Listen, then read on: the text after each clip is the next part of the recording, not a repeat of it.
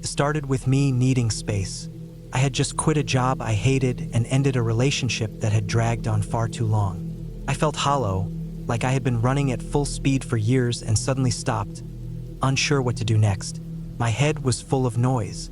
City sounds, phone alerts, traffic horns, people talking over each other. Always something. I needed silence. I found an old listing for a small cabin deep in the forest of northern Idaho. It was on a plot of land owned by some logging family who had since moved to the city. The place had been used as a hunting cabin but had sat empty for a while. There was no Wi-Fi, no cell service, no paved road. You had to take a gravel road off the main highway, then a dirt trail for 5 more miles. The cabin was old but not falling apart. It had a small bedroom, a bathroom with a compost toilet, and a living room with a fireplace. There was a wood stove for heat and solar panels for some electricity. The water came from a rain barrel. That was enough for me. I paid for 4 weeks up front. The woman who rented it to me, an older lady named Barbara, gave me the keys and wished me well. She warned me that people sometimes got nervous out there alone, especially city folks. I told her I grew up in the desert and could handle silence. She didn't argue. I arrived in the late afternoon, just as the sun was dropping behind the hills. The dirt road was rough and filled with ruts, and my old SUV shook hard on the way in. I passed nothing but trees, tall pines and dry brush and some jagged rocks here and there. I saw no other cabins, no mailboxes, not even a fire pit, just endless woods. When I finally pulled up to the cabin, I felt the quiet hit me like a wall. No buzzing streetlights, no cars in the distance, just trees swaying, wind brushing dry needles against each other, and the sound of gravel under my tires. The place was even more isolated than I expected. The cabin was smaller than I thought. It looked like a square box with a slanted roof and a porch held up by 2 cracked beams. The wood was gray from age, and there were rust marks under the window frames. The lock was stiff, and the key took a few turns, but I got inside. It was musty. The air smelled like old wood, dust, and damp clothes. I opened the windows right away and let the cool air rush in. A few dead bugs were lying in the corners. Cobwebs stretched between the beams in the ceiling. It wasn't dirty exactly, just forgotten. I unpacked slowly, moving stiffly from the car to the porch and back. My shoulders ached from the drive, and my head was throbbing from not eating much that day. I had brought basic food cans, protein bars, dry pasta, and a few tools like a hatchet, flashlight, pocket knife, and some rope. I also brought a rifle, though I wasn't planning to hunt. It was more of a just-in-case thing. Barbara had said there were bears out there sometimes, and maybe wolves, though she hadn't seen one in years. By nightfall, I had a small fire going in the fireplace and a pot of canned chili heating on the wood stove. I sat in the stiff chair near the window and watched the last light disappear through the trees. That first night, I didn't feel scared at all. I felt calm, maybe the calmest I had been in years. The first few days went smoothly. I explored the trails nearby and collected fallen branches for firewood. I cooked, read, and wrote in a notebook I brought with me. The silence was strange at first, but then it became comforting. I slept like a rock at night, but then small things started happening. On the 5th day, I noticed deep tire tracks on the trail near the cabin. They hadn't been there before. My SUV was parked behind the cabin, out of sight from the road. No one else should have had any reason to drive back there. It wasn't a popular area, no park signs, no campsites, nothing. Just woods. Still, I figured maybe it was someone hunting or checking game cams. I let it go. 2 days later, I found the tracks again. This time, they were deeper, like the truck had slowed down or stopped. I walked the trail for a while and saw where the tires had kicked up loose gravel near a bend. I didn't see anyone, didn't hear anything, but something about the way the dirt was pushed made me think the driver had backed up and turned around. Like they drove in, stopped, sat for a while, then changed their mind and left. That night, I couldn't sleep well. I kept hearing the wind shift. It would rattle the branches above, then go completely still. Then I'd hear it again, like footsteps on dried needles. I told myself it was just deer. I checked the tracks again the next morning. This time, there were boot prints, big ones. They weren't mine. I checked by lining up one of my own next to them. These were wider, heavier, and there were cigarette butts on the ground, 2 of them still fresh. The filter tips weren't soaked or discolored by rain, so they had to be from the day before.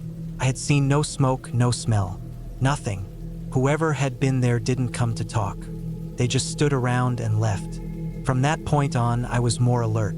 I stopped going on long walks and stayed close to the cabin. I kept the rifle loaded and near me at all times. I also covered the windows at night, using old towels and jackets I had brought. There were no curtains in the place, and I didn't like the idea of someone walking up and seeing in. The worst thing was not knowing when it would happen again. Sometimes, I would sit for hours without hearing anything. Then, out of nowhere, I'd catch the faint sound of an engine in the distance. The first few times, it was so soft I thought I imagined it. Then one night, just after midnight, I heard a truck stop near the bend in the trail. I was lying in bed. I froze. The sound of the tires crunching the gravel echoed through the trees. Then nothing. No door opened. No footsteps. Just silence. I sat up, heart pounding, and listened. I didn't turn on the light. I moved to the window and peeked through the towel covering it. I couldn't see anything. It was pitch black beyond the trees. No headlights, no fire, just black. After maybe 20 minutes, I heard the truck again, slowly backing up. The tires slid in the gravel like the driver was trying to be quiet. Then the sound faded away. I didn't sleep that night. I sat by the fireplace with the rifle in my lap, staring at the door. The next morning, I checked the trail again. The boot prints were back, but this time they were closer to the cabin. I followed them for a while. They went up to a tree near the clearing, then stopped. Just ended. I looked up and saw some deep scratch marks on the bark. Someone had leaned against it, probably watching the cabin. I felt sick. I stayed inside all day. 3 days passed without a sound. Then on the 4th day, I found something on my porch. It was a dead rabbit. His neck had been broken, not chewed. There was no blood, no mess, just placed right in front of the door like an offering, or a warning. I picked it up with a stick and buried it far into the woods. I didn't want to leave it out where birds or coyotes could smell it and come close. That night, I built a fire and sat in the dark with no lights on. I wanted to listen, really listen. Around 2 in the morning, I heard twigs snapping again. Slow, deliberate. Then I saw movement. A man was standing by the tree where the boot prints had ended before. He was tall, wearing a dark coat, maybe a hat, but I couldn't see his face. He just stood there for what felt like forever. I didn't move. I didn't breathe. I had the rifle next to me, but I didn't touch it. I didn't want to start something. Then he turned and walked back into the woods. I stayed up until sunrise. I felt like I had been underwater, holding my breath the whole time. That morning, I packed everything. I didn't care if I had 2 weeks left. I loaded the car fast, heart pounding the entire time. Every time I walked from the cabin to the SUV, I expected to see him step out of the woods again. But he didn't. I drove out faster than I should have, scraping the bottom of the car on rocks and roots. I didn't stop until I reached the highway. When I got to town, I went straight to the sheriff's station. I told them everything, down to the license plate of the cigarette brand left near the trail. They listened, but they didn't sound surprised. One of the deputies said some old locals still thought they had a right to certain areas of the forest, even if they didn't own them anymore. I asked what they could do. He said they'd check it out. I never heard back. Weeks later, I drove by the area again, just to see it from the highway. I didn't go in, but I saw something that made my blood run cold. A dark pickup truck was parked near the gravel turnoff, just sitting there, no one in it, no movement. I didn't stop. I didn't look twice. I went home and never went back.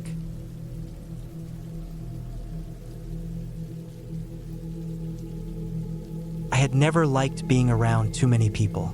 Cities made me feel boxed in, like I was always breathing secondhand air and moving shoulder to shoulder with strangers who didn't care whether I lived or died. So when I turned 32 and finally decided to take a real break from everything, I didn't go to a beach resort or to Europe like some of my coworkers had. I rented a small cabin deep in the northern woods of Idaho. It was tucked along an old gravel road surrounded by thick pines, about a mile from the nearest paved road and nearly 30 miles from the nearest grocery store. The cabin itself was simple. One main room with a wood stove in the corner, a little kitchenette with a propane-powered stove, a table with 2 mismatched chairs, and a cot in the back near a window that faced the forest. There was no plumbing inside, just an outhouse about 20 yards away down a narrow path. The cabin had a rainwater collection barrel set up next to it and a small solar panel mounted to the roof that powered a single overhead light and a charging port. It wasn't fancy, but it was quiet, and it was just what I wanted. I arrived in the early afternoon on a Wednesday in late September. The trees were just starting to turn yellow and red, and there was a dry, earthy smell in the air. The kind of scent that comes when summer starts to give up its fight and fall takes over. The sun was warm, but the air had a crispness to it that hinted at cold nights. I unpacked my bags from the back of my SUV, brought in a few boxes of canned food, bottled water, and a couple changes of clothes. I brought books, a portable radio, a hunting knife, a flashlight, and my old bolt-action rifle. I wasn't planning to hunt, but I didn't want to be completely unarmed either. You never knew when a bear might wander close or if something might go wrong. The first 2 days were peaceful. I spent most of my time walking through the woods nearby, reading, or just sitting on the porch staring into the trees. There wasn't much noise aside from the wind and the occasional sound of birds or squirrels moving through the underbrush. The quiet was deep. You don't realize how much constant noise you live with until it's gone. But by the third night, something changed. It was around 9:30 p.m. I turned off the light, climbed into my sleeping bag, and shut my eyes. The wind outside had picked up slightly, and I could hear the branches tapping softly against the roof and the side of the cabin. I was used to those noises by now, but there was something else. A soft crunch, then another. It sounded like footsteps moving slowly over the dry leaves outside. I lay there frozen, listening. I didn't move or breathe. The sound wasn't constant. It would come in brief sets, 2 or 3 steps, then silence. A long pause, then another 2 steps. It wasn't an animal. I've lived enough years to know what deer or raccoons sound like. This was heavier, more deliberate, like someone was trying to step quietly, but not quietly enough. After about 5 minutes, the sound stopped completely. I waited for another 20 minutes before I finally got the courage to sit up and move to the window. I didn't turn on the light. I stayed in the dark, slowly pulled back the edge of the curtain, and looked outside. The moon was out, casting a pale blue glow over the clearing in front of the cabin. The trees around the edges stood still. I didn't see anyone. No movement, no shadows, just trees and the outline of the outhouse in the distance. I didn't sleep much that night. I kept the rifle next to me, 1 round chambered, safety on. Every little noise made my skin crawl. In the morning, I went outside and circled the cabin. I didn't see any clear footprints, but the ground was hard and dry, mostly pine needles and dry leaves. It would have been easy for someone to walk through without leaving much trace. I tried to convince myself it had just been an animal. Maybe I was being paranoid. I hadn't seen a single other person since I arrived, and the chances of someone wandering through the forest this deep in the middle of the night seemed low. But later that day, just after noon, I heard the sound of an engine in the distance. It was faint at first, then it got louder. I stepped out onto the porch and waited. After a minute or 2, a green pickup truck came slowly down the gravel road and pulled into the small clearing where I had parked my SUV. It was old, probably from the 80s or early 90s, with patches of rust along the door and a cracked windshield. The driver didn't get out. He just sat there with the engine running. I couldn't see much of his face through the glare on the windshield, but I could tell he was looking directly at me. I raised a hand. He didn't wave back. He sat there for maybe 20 seconds, then slowly backed up, turned around, and drove away the same way he came. I stood there for a long time after the truck disappeared. I didn't like it. Something about the way he sat there, staring, not even pretending to be friendly, made my stomach twist. I had no cell service out there. If something happened, I'd have to drive half an hour just to call for help. That night, I didn't sleep at all. I stayed inside with the lights off, my rifle across my lap. Nothing happened. No sounds. No movement. Just silence. The next morning, I found boot prints behind the cabin. They weren't mine. I wear hiking boots with deep tread. These were flat-soled, narrow, and lighter. They started behind the cabin and led into the woods, disappearing a few dozen feet in. It looked like whoever left them had stood near the back wall of the cabin for a while, maybe crouched down. Watching, I felt exposed. I started locking the cabin door with a chain and bar I'd brought with me for extra security. I made sure my rifle was always loaded, and I kept my flashlight and knife within reach. I debated leaving, but something in me didn't want to be pushed out. Maybe it was pride. Maybe it was stupidity. 2 days later, I hiked about 2 miles away from the cabin along one of the old logging roads to clear my head. The trees were quiet, the trail mostly flat, but as I turned a corner near an old overgrown clearing, I saw something that made my chest tighten. There, about 20 feet off the trail, was the same green pickup truck, parked between the trees. No license plate, just sitting there, partly hidden by branches and brush. The hood was cold. The doors were locked, but I could see through the windows. There was a pile of rope in the back seat, a tarp, and what looked like a small gas can. Nothing else. I didn't go any closer. I turned around and walked fast, almost jogging back to the cabin. That night, I set up a small alarm system using cans and fishing line across the front and back of the cabin. It wasn't much, but it was something. I stayed awake again, watching and listening. At 2:17 a.m., the back alarm went off. Just a soft rattle, like someone had lightly kicked one of the cans. I didn't move. I sat there, heart racing, staring at the back door. I waited in silence for nearly an hour, but nothing else happened. The first light, I went outside and checked. One of the cans had been kicked slightly to the side. There was a partial footprint next to it, same tread as before. That was when I decided to leave. I packed everything as fast as I could, loaded it into the SUV, and drove straight to the nearest town, which was a tiny place with a gas station, a diner, and a sheriff's office. I told the deputy everything. He listened, took notes, but said there wasn't much they could do unless a crime had been committed. I described the truck. He said it didn't match anything they had in their system, but promised to send a unit to check the area. I left my number and drove 3 hours to a motel on the other side of the state. I stayed there for 4 days. When I finally got a call from the sheriff's office, they told me something I didn't expect. They found the green truck, parked in the woods, right where I said it was. Inside, they found the same things I saw: a rope, tarp, gas can. But they also found something else: a stained knife under the driver's seat and a woman's shoe in the glove box. Turns out a woman had gone missing in that region 2 weeks before I got there. She had rented a similar cabin about 10 miles away. No one had seen her since. They didn't say much more, just that the investigation was ongoing. I never found out if they caught the guy or if he was ever identified. I never got a name. All I know is that whoever was walking around my cabin at night was real. He was watching, waiting. Maybe he thought I'd be an easy target like the last person. Maybe I left just in time. I never went back to that cabin. I never even finished unpacking when I got home. And I never sleep without a loaded weapon next to me now. Even in my own house, sometimes when I'm driving late at night, I still see trucks that look like his old green Rusty. And every time, my hands tighten on the wheel and my heart beats faster, because I know how close I came. I know what would have happened if I hadn't been paying attention. And the scariest part is knowing that he's probably still out there, waiting for the next person to rent a quiet little cabin in the woods.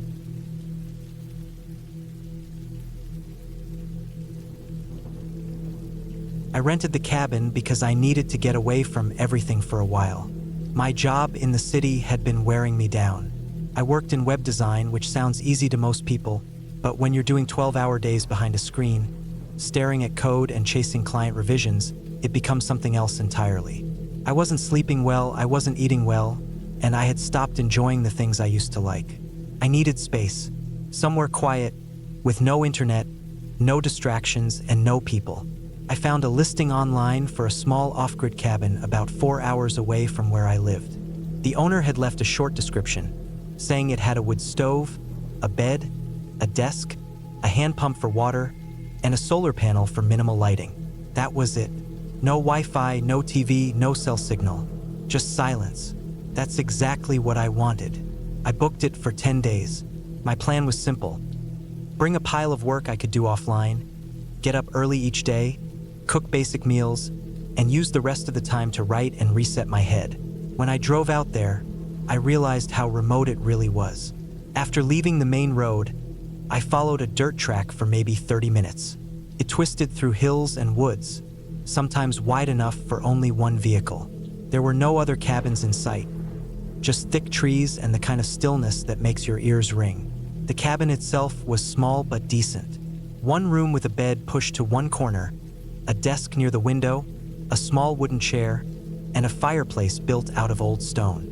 There was an outhouse about 20 steps away behind some bushes. The solar-powered lights worked, but they were dim. There was no insulation, just old wood and a few rugs nailed to the walls. The hand pump for water was slow but worked. I brought all my food in a cooler, a big jug of drinking water, and enough supplies to keep me comfortable. I had a small battery-powered lantern, a knife, a hatchet, and even a metal thermos to keep my coffee hot. I had a printed stack of work notes, some books, and my laptop just to write documents on. It didn't need the internet for that. I even brought some paper and pens, just in case I felt like going old school. The first 2 days were peaceful. I woke with the light, made myself coffee on a small gas burner I'd brought, and sat at the desk with the window cracked open. The air smelled like pine and damp soil. Sometimes I heard birds or the wind brushing through the trees. I worked in silence, ate simple meals, mostly canned stuff or things that didn't need to be cooked, and went to bed early. It was what I wanted. It was calm. By the third day, I started to explore a bit. There was a rough path behind the cabin, just wide enough for someone to walk through, and it seemed like it had been used before, though not recently. Maybe it had been an old trail or access road. I followed it for a while with my thermos in hand, wearing my boots and a flannel shirt. The air was cold but fresh. The trail went deeper into the woods, eventually thinning out into uneven forest. I didn't go far, maybe 20 minutes in, but I marked the trees with bits of cloth so I could find my way back easily. I wanted to keep my sense of direction sharp. No GPS out here.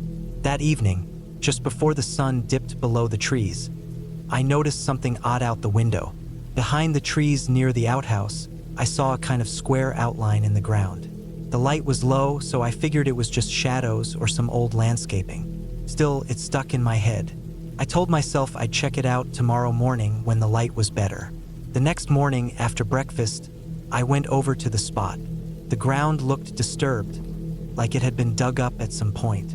The square shape was maybe 4 feet across, with softer soil in the center and heavier grass around the edges. It wasn't fresh. It looked like it had been dug a long time ago and just settled over time. I figured it could have been an old fire pit, or maybe someone had buried trash here. Curiosity got the better of me. I went back into the cabin, grabbed the hatchet, and started to dig a bit. The topsoil was soft, full of pine needles and roots. I worked slowly, peeling it back a layer at a time. After about 10 minutes, I hit something hard. Not a rock. It was flat and had a hollow sound to it. I cleared more dirt, brushing it aside with my hands. It was wood, rotted, blackened at the edges, but definitely wood. I thought maybe it was the lid to an old storage box. I kept digging, and after a bit more effort, I saw metal hinges and a handle. It was a wooden crate like the kind you'd use to store tools or maybe ammo. It had been buried deliberately. I was sweating even though the air was cold. My hands were dirty and my shoulders sore from crouching. But I couldn't stop. I was too far in.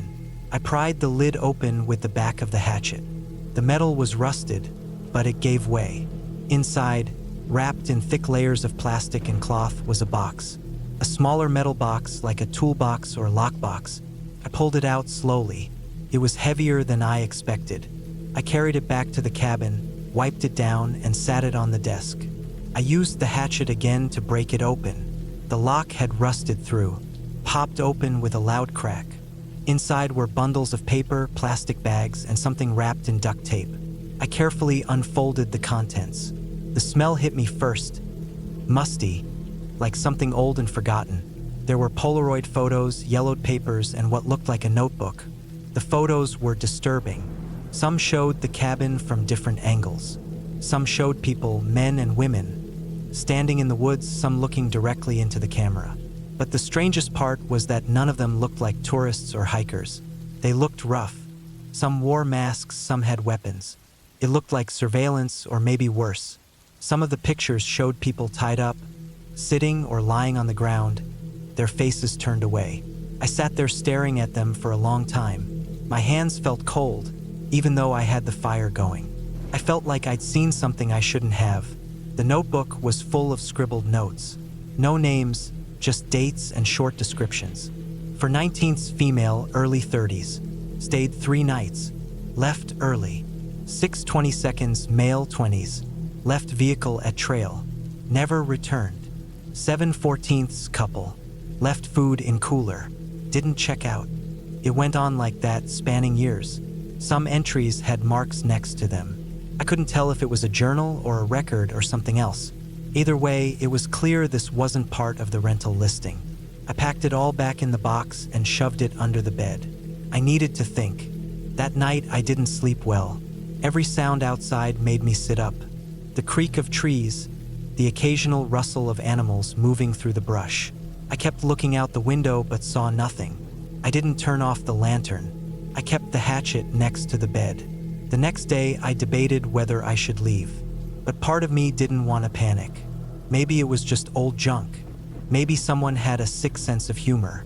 I told myself I'd give it one more night. That afternoon, I walked the trail again.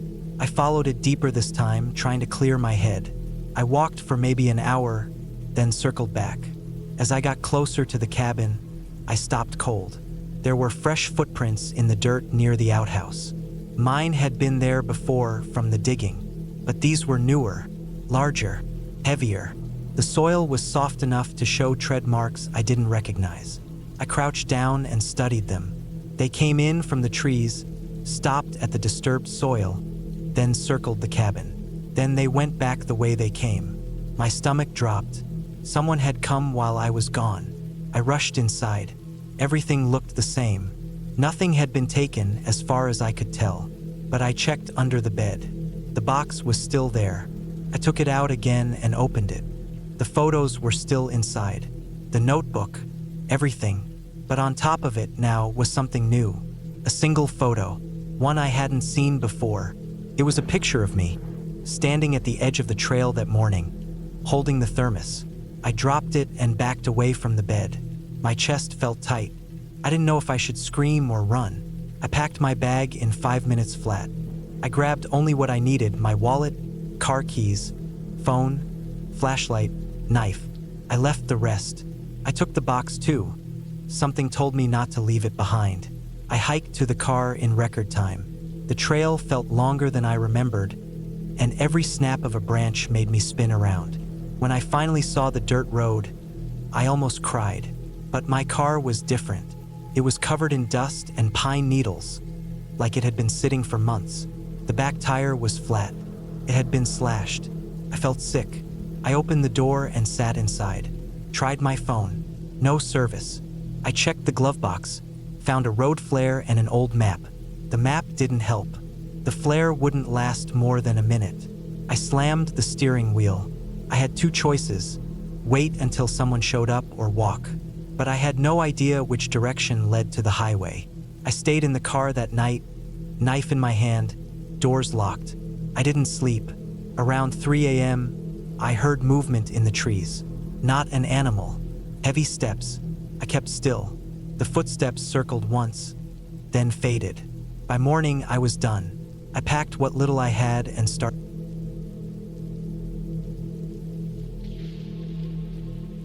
I had been planning to take some time away from the city for months.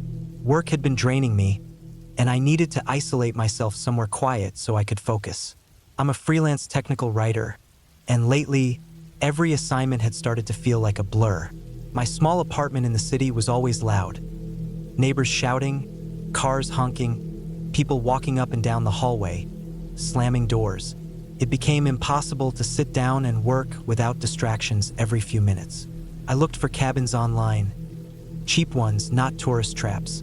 I didn't need luxury. I just needed something far, quiet, and preferably with no cell signal. I eventually found a listing posted on an old forum by a man renting out his late grandfather's cabin deep in the woods of western Montana. It wasn't on any rental site. The only contact was a throwaway email. But the pictures showed a wooden cabin with a working fireplace, a small kitchen, a table with 2 chairs, and a narrow cot against the back wall. No TV, no Wi-Fi, no electricity besides a gas-powered generator outside. That was exactly what I wanted. I contacted the man. He responded with basic instructions: a PayPal link for payment, GPS coordinates, a warning about bad reception, and a reminder to bring everything I'd need because the closest town was 40 miles away. He said the key would be under a flat stone near the front steps. That was it. I packed enough canned food, water, protein bars, firewood, and basic gear to last 2 weeks. I didn't plan to leave until I had a draft of my manuscript. I also brought a small solar power bank for my laptop, a flashlight with spare batteries, and a few knives just for peace of mind. I wasn't a camper or survivalist, but I like to be prepared. The drive took me almost an entire day. I left the city early in the morning, and by the time I reached the dirt road that led to the cabin, the sun was already dipping low. The last hour of the drive was through dense forest. The road was uneven and full of potholes, and my small hatchback struggled up the inclines, but eventually, I saw it, the cabin. It looked just like the pictures. Small, square, with a slanted roof and thick logs darkened by weather. A metal chimney stuck out the side, and an old propane tank sat at the rear. The forest pressed close from all sides. There wasn't even a clearing, just the cabin sitting alone in a pocket of trees. I got out, stretched my legs, and walked up to the steps. I found the key exactly where he said it would be. I unlocked the front door and stepped inside. The air was still, dry, and smelled like old wood and ash. I shut the door behind me and took my time walking around. Inside, it was simple. A small wood-burning stove sat in the corner with a stack of chopped logs beside it. A table and chair near the window. A narrow cot with a wool blanket. A kitchenette with a 2-burner stove hooked to the propane tank. No sink, just a big plastic jug with a spout for washing hands or dishes. The bathroom was an outhouse 20 yards behind the cabin. I found it after unloading my things and storing my food in the cooler under the table. There was no noise except the wind rustling in the trees. It was the kind of silence I hadn't experienced in years. No buzzing electronics, no traffic, no neighbors yelling. Just silence and the occasional creak of the wood. I thought I'd finally found the perfect place to focus. The first 3 days were peaceful. I woke with the sun, cooked simple meals, and worked on my laptop for hours with no distractions. I had brought my own small camp table to set up as a workstation. I kept the fire going when it got cold. At night, I read old books by lantern light. I barely checked my phone because there was no signal anyway. I was productive for the first time in weeks. But things changed on the 4th day. It started with something small, something I could have brushed off. I woke up and found the front door slightly open. I knew I had closed it the night before. I always double-checked. I didn't lock it because there wasn't a real lock, just a simple sliding bolt on the inside. But I was sure I had shut it tight. Still, maybe the wind had pushed it open. I closed it again and pushed the bolt into place. It scraped loudly, and I tested it twice to make sure it was secure. Then I went about my day. That evening, I stepped out to use the outhouse. The sun had already gone down, and the sky was turning deep blue. I had my flashlight in one hand and a jacket thrown over my shoulders. It was cold. As I walked the narrow dirt path behind the cabin, I felt like something was different. The trees felt closer. I don't know how else to describe it. Maybe it was just the dark. I did what I needed to do and came back. But just as I was stepping onto the front porch, I heard something. A soft crack from the woods, like a twig snapping. I froze. I pointed my flashlight toward the trees. Nothing, just darkness and branches moving in the breeze. I stood there for a long minute waiting, but there was no other sound. Back inside, I tried to shake it off. I bolted the door and sat by the fire for a while, just staring into the flames. Eventually, I went to sleep, The next morning, I found boot prints outside the cabin. That's when I started to worry. They weren't mine. I had worn the same pair of hiking shoes every day, and the tread didn't match. These were wider with a deeper heel. They started near the side of the cabin and circled around to the front steps. They didn't lead anywhere, they just stopped, like someone had been walking slowly around the cabin. I walked the perimeter, checking the woods, scanning between the trees, but there was no one there. Just forest. No roads. No tire marks. No sound. I couldn't tell how old the prints were. The ground was damp from rain the day before, and the mud had hardened overnight. But they hadn't been there the day before. I would have noticed. I didn't know what to do. I didn't have a gun. Just 2 knives and a hatchet I brought for firewood. I spent the rest of the day distracted, barely able to write. I kept looking out the windows, checking the trees. By late afternoon, I was debating whether I should pack up and leave. But I had come here for a reason. I told myself I was being paranoid. Maybe it was a hunter. Maybe someone passing through. That night, I stayed awake longer. I kept the lantern lit and sat at the table. Around midnight, I thought I heard something. It was faint, like someone shifting weight on old wood. I stood up slowly and listened. Nothing. I moved to the window and looked out into the dark. My flashlight was by the door, so I couldn't shine it outside. But I thought I saw something, a shape, just for a moment, a suggestion of movement between the trees. I didn't sleep that night. The next day, I found something even worse. The small plastic jug of water by the sink had been moved. It was sitting on the floor, upright, halfway across the room. I hadn't touched it. I kept it in the same spot every day. Nobody could have come in. The bolt had been in place. I checked it again and again. There was no other door, no broken windows, and then I noticed the scratches. Near the back window, low to the ground, for small marks on the wood. Not claw marks. They looked like they had been made with a screwdriver or knife. Scraped sideways, just 4 short lines. Not deep, but fresh. I felt sick. My first thought was that someone had been inside while I was asleep. But the door had been locked. No broken glass. No sign of forced entry. I started to wonder if I was losing my mind.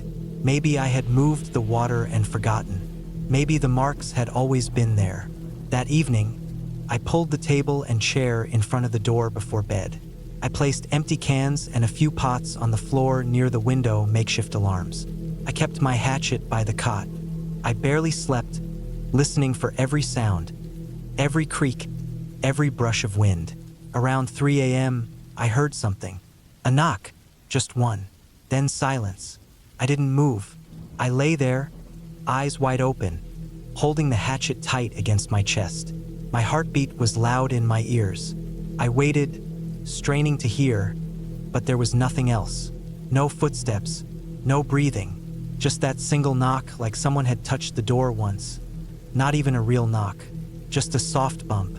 The next morning, I checked the front door. Nothing was out of place. The bolt was still in place. The cans were untouched. The table hadn't moved. I made my decision. I was leaving. I started packing everything. Threw food back into bags, stuffed clothes into my backpack, shut down my laptop. I didn't care if the draft was finished. I just wanted out. I stepped outside and froze. My car tires were slashed. All 4, deep cuts in the rubber. The car sat low on the rims. There was no way I could drive out of there like that. I stood there for a long time, not sure what to do. I hadn't seen another human in days. I had no signal, no satellite phone. The nearest road was miles away through thick woods I didn't know. I felt trapped. I considered walking out, but the forest was vast, and I didn't have a map. The GPS had worked on the way in, but I hadn't downloaded.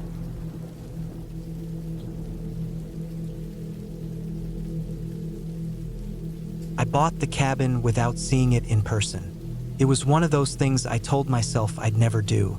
I'd been scrolling through listings for months, looking for a small getaway place that was cheap but still had the basics. Solid roof, wood stove, some land, and peace. That was the biggest thing for me. Peace. I was tired of the city, tired of constant noise, always hearing footsteps above me in my apartment, sirens in the night, the metal hum of traffic. I didn't want to hear anything human-made for a while. The listing was vague but looked promising. Secluded log cabin, mountain views, off-grid, great for hunting. There were only 6 photos. They looked dated. The quality was grainy, like they were taken on an old flip phone. But the cabin didn't look bad.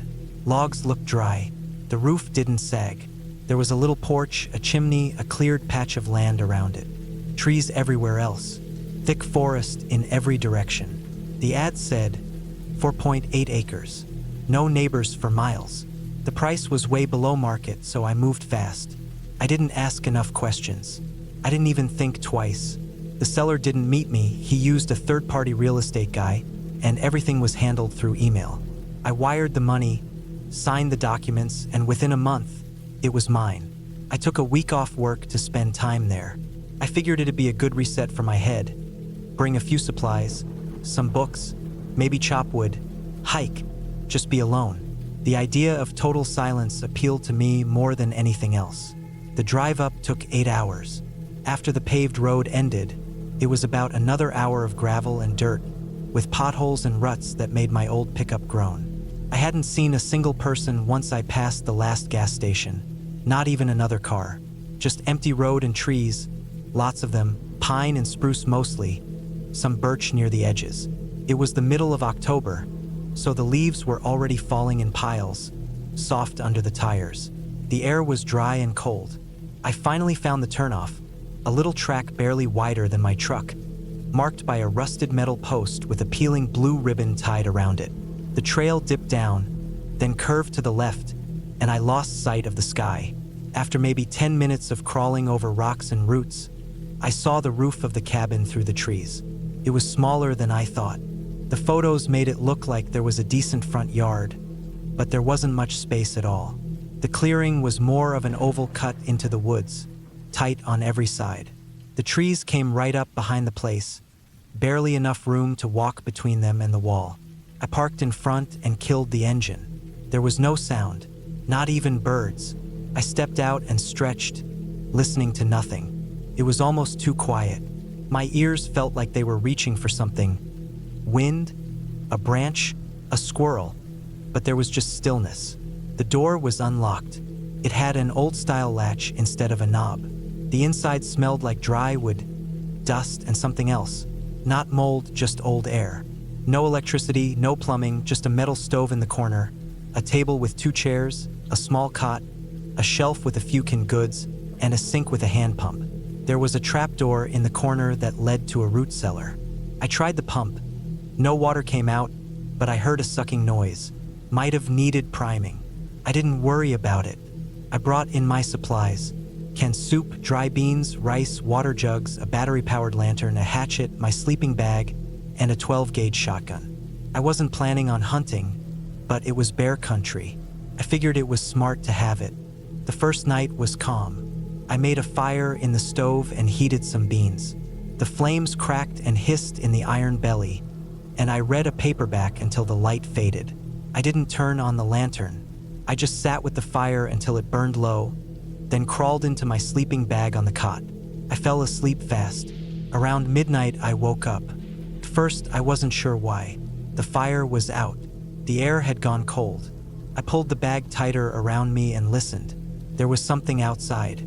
A sound very faint, like a twig breaking. Then silence again. Then something softer, like leaves being crushed under slow footsteps. Not a lot, just 2 or 3. Then nothing. Could have been an animal, a deer, or a raccoon. I laid there for another hour before falling back asleep. The next morning, I walked the perimeter of the cabin. I didn't see any tracks, but the leaves were thick and dry, and maybe I wouldn't. Still, I felt watched. I told myself that was just my city nerves. I spent most of the day splitting wood and exploring the land behind the cabin. It sloped down sharply into a gully filled with moss and rotting trunks. I followed a little stream for a while, then doubled back when the sun dipped lower. That night, I locked the door and pushed the table in front of it, just in case. I didn't want any big animal getting curious and nosing its way in. Again, I woke up sometime after midnight. This time I knew what I heard. It was footsteps, slow, deliberate, circling the cabin. They came from the back. I heard them move around the right side, crunching softly over the leaves. Then they stopped near the front. I laid still, holding my breath, listening. The sound of a branch creaked, like someone leaned against it. Then another slow step. Then nothing.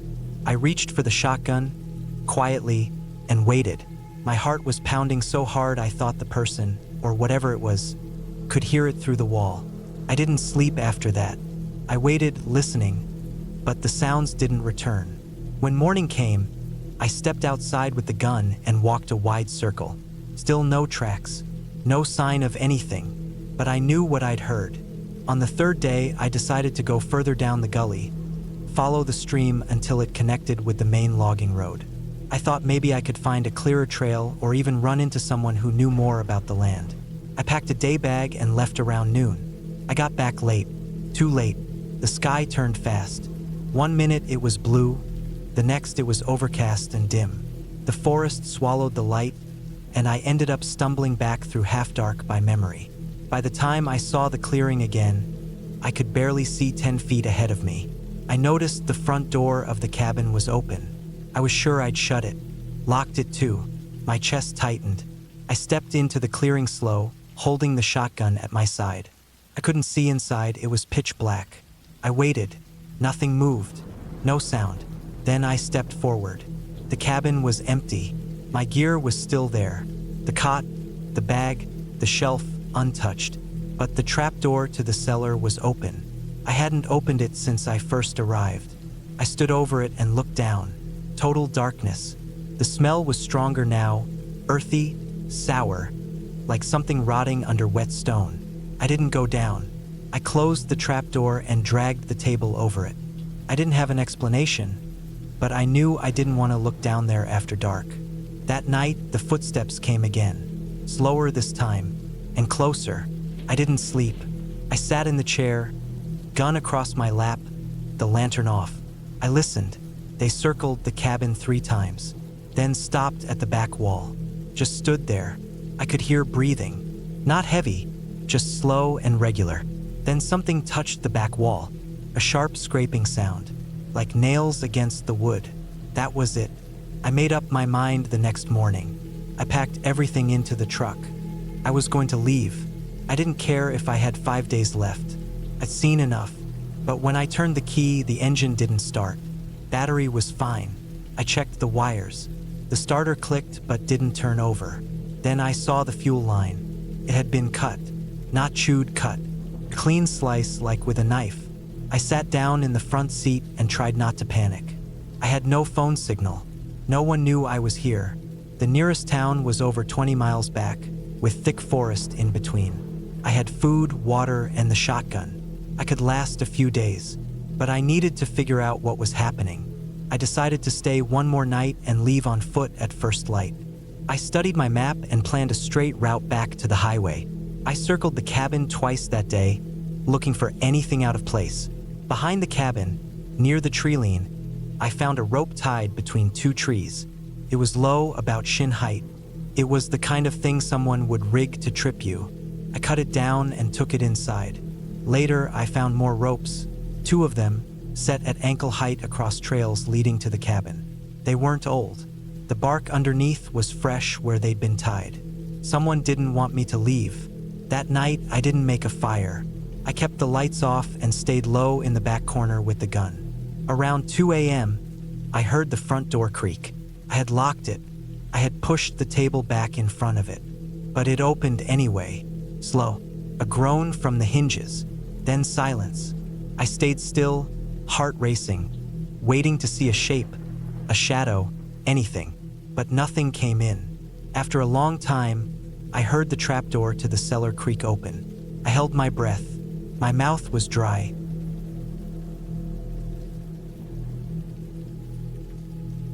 I was burned out when I first decided to rent the cabin. I'd been working 16-hour days on back-to-back projects for over 6 months.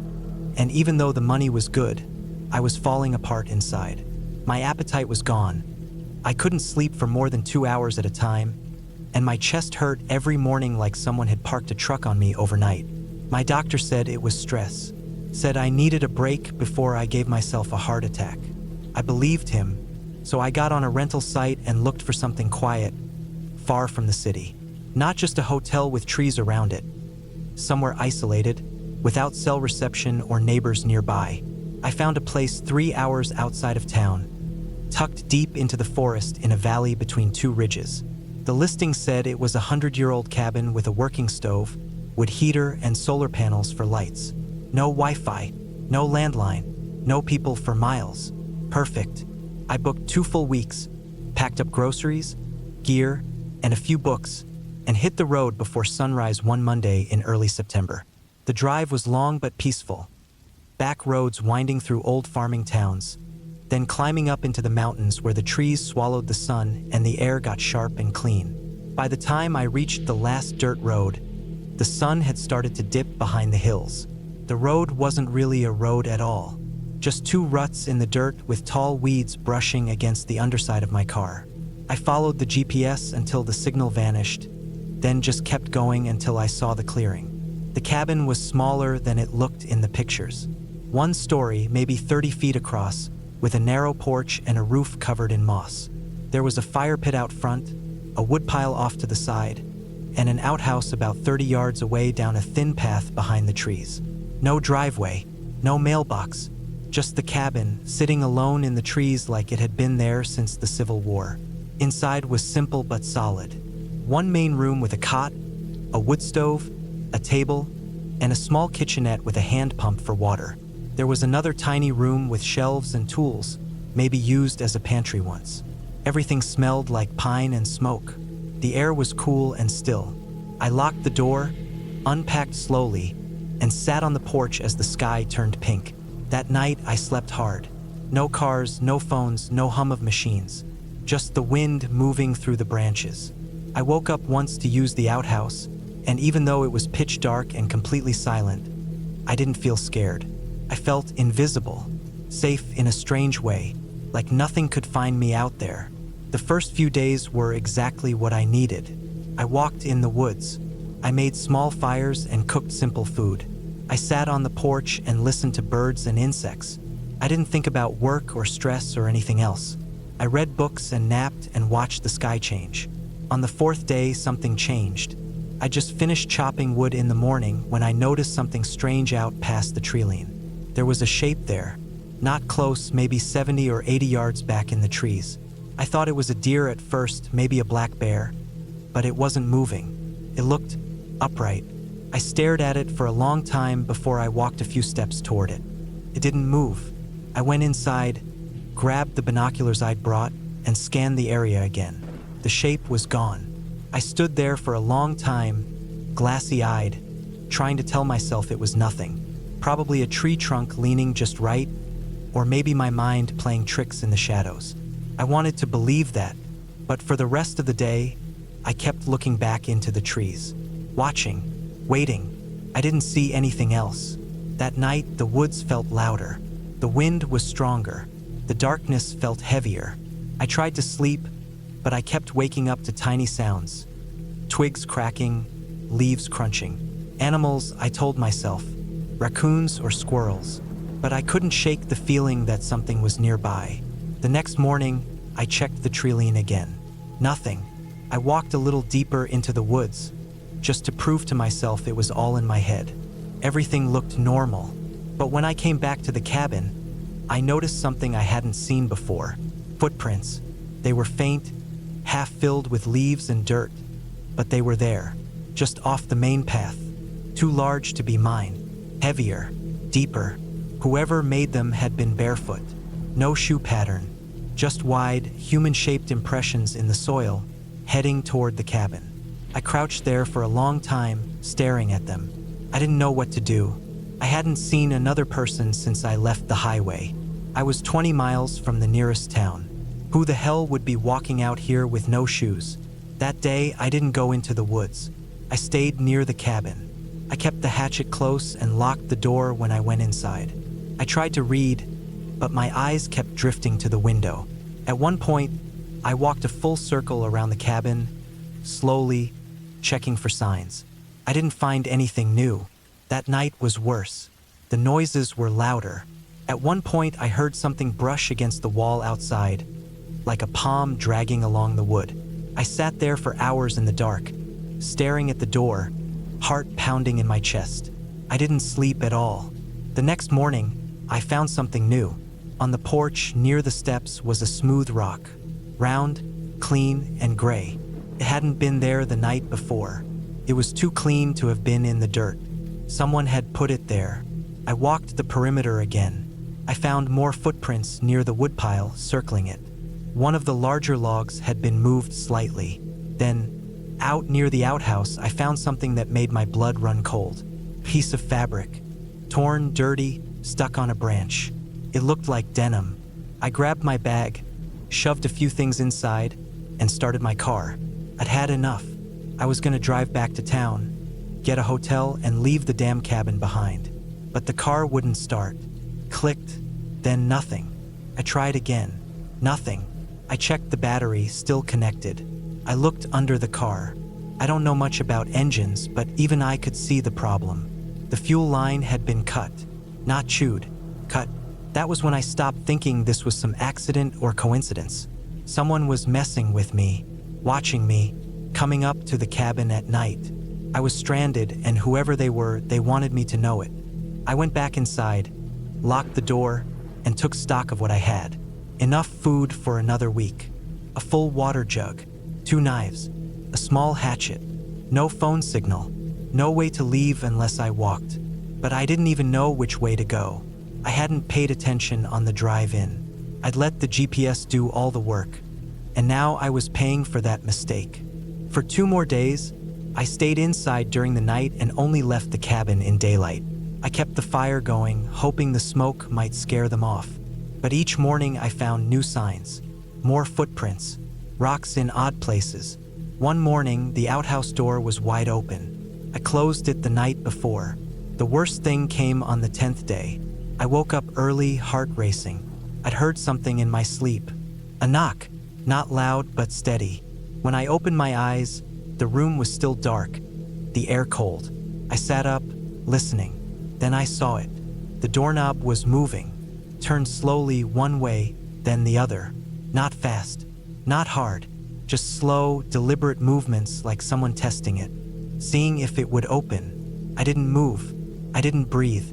I just sat there in the cot, heart thudding in my ears, staring at that brass knob. Then it stopped. Silence. Minutes passed. I don't know how many. Then I heard footsteps, faint, dragging. They moved away from the door, then around the side of the cabin. The wall creaked. A window pane clicked. Then nothing.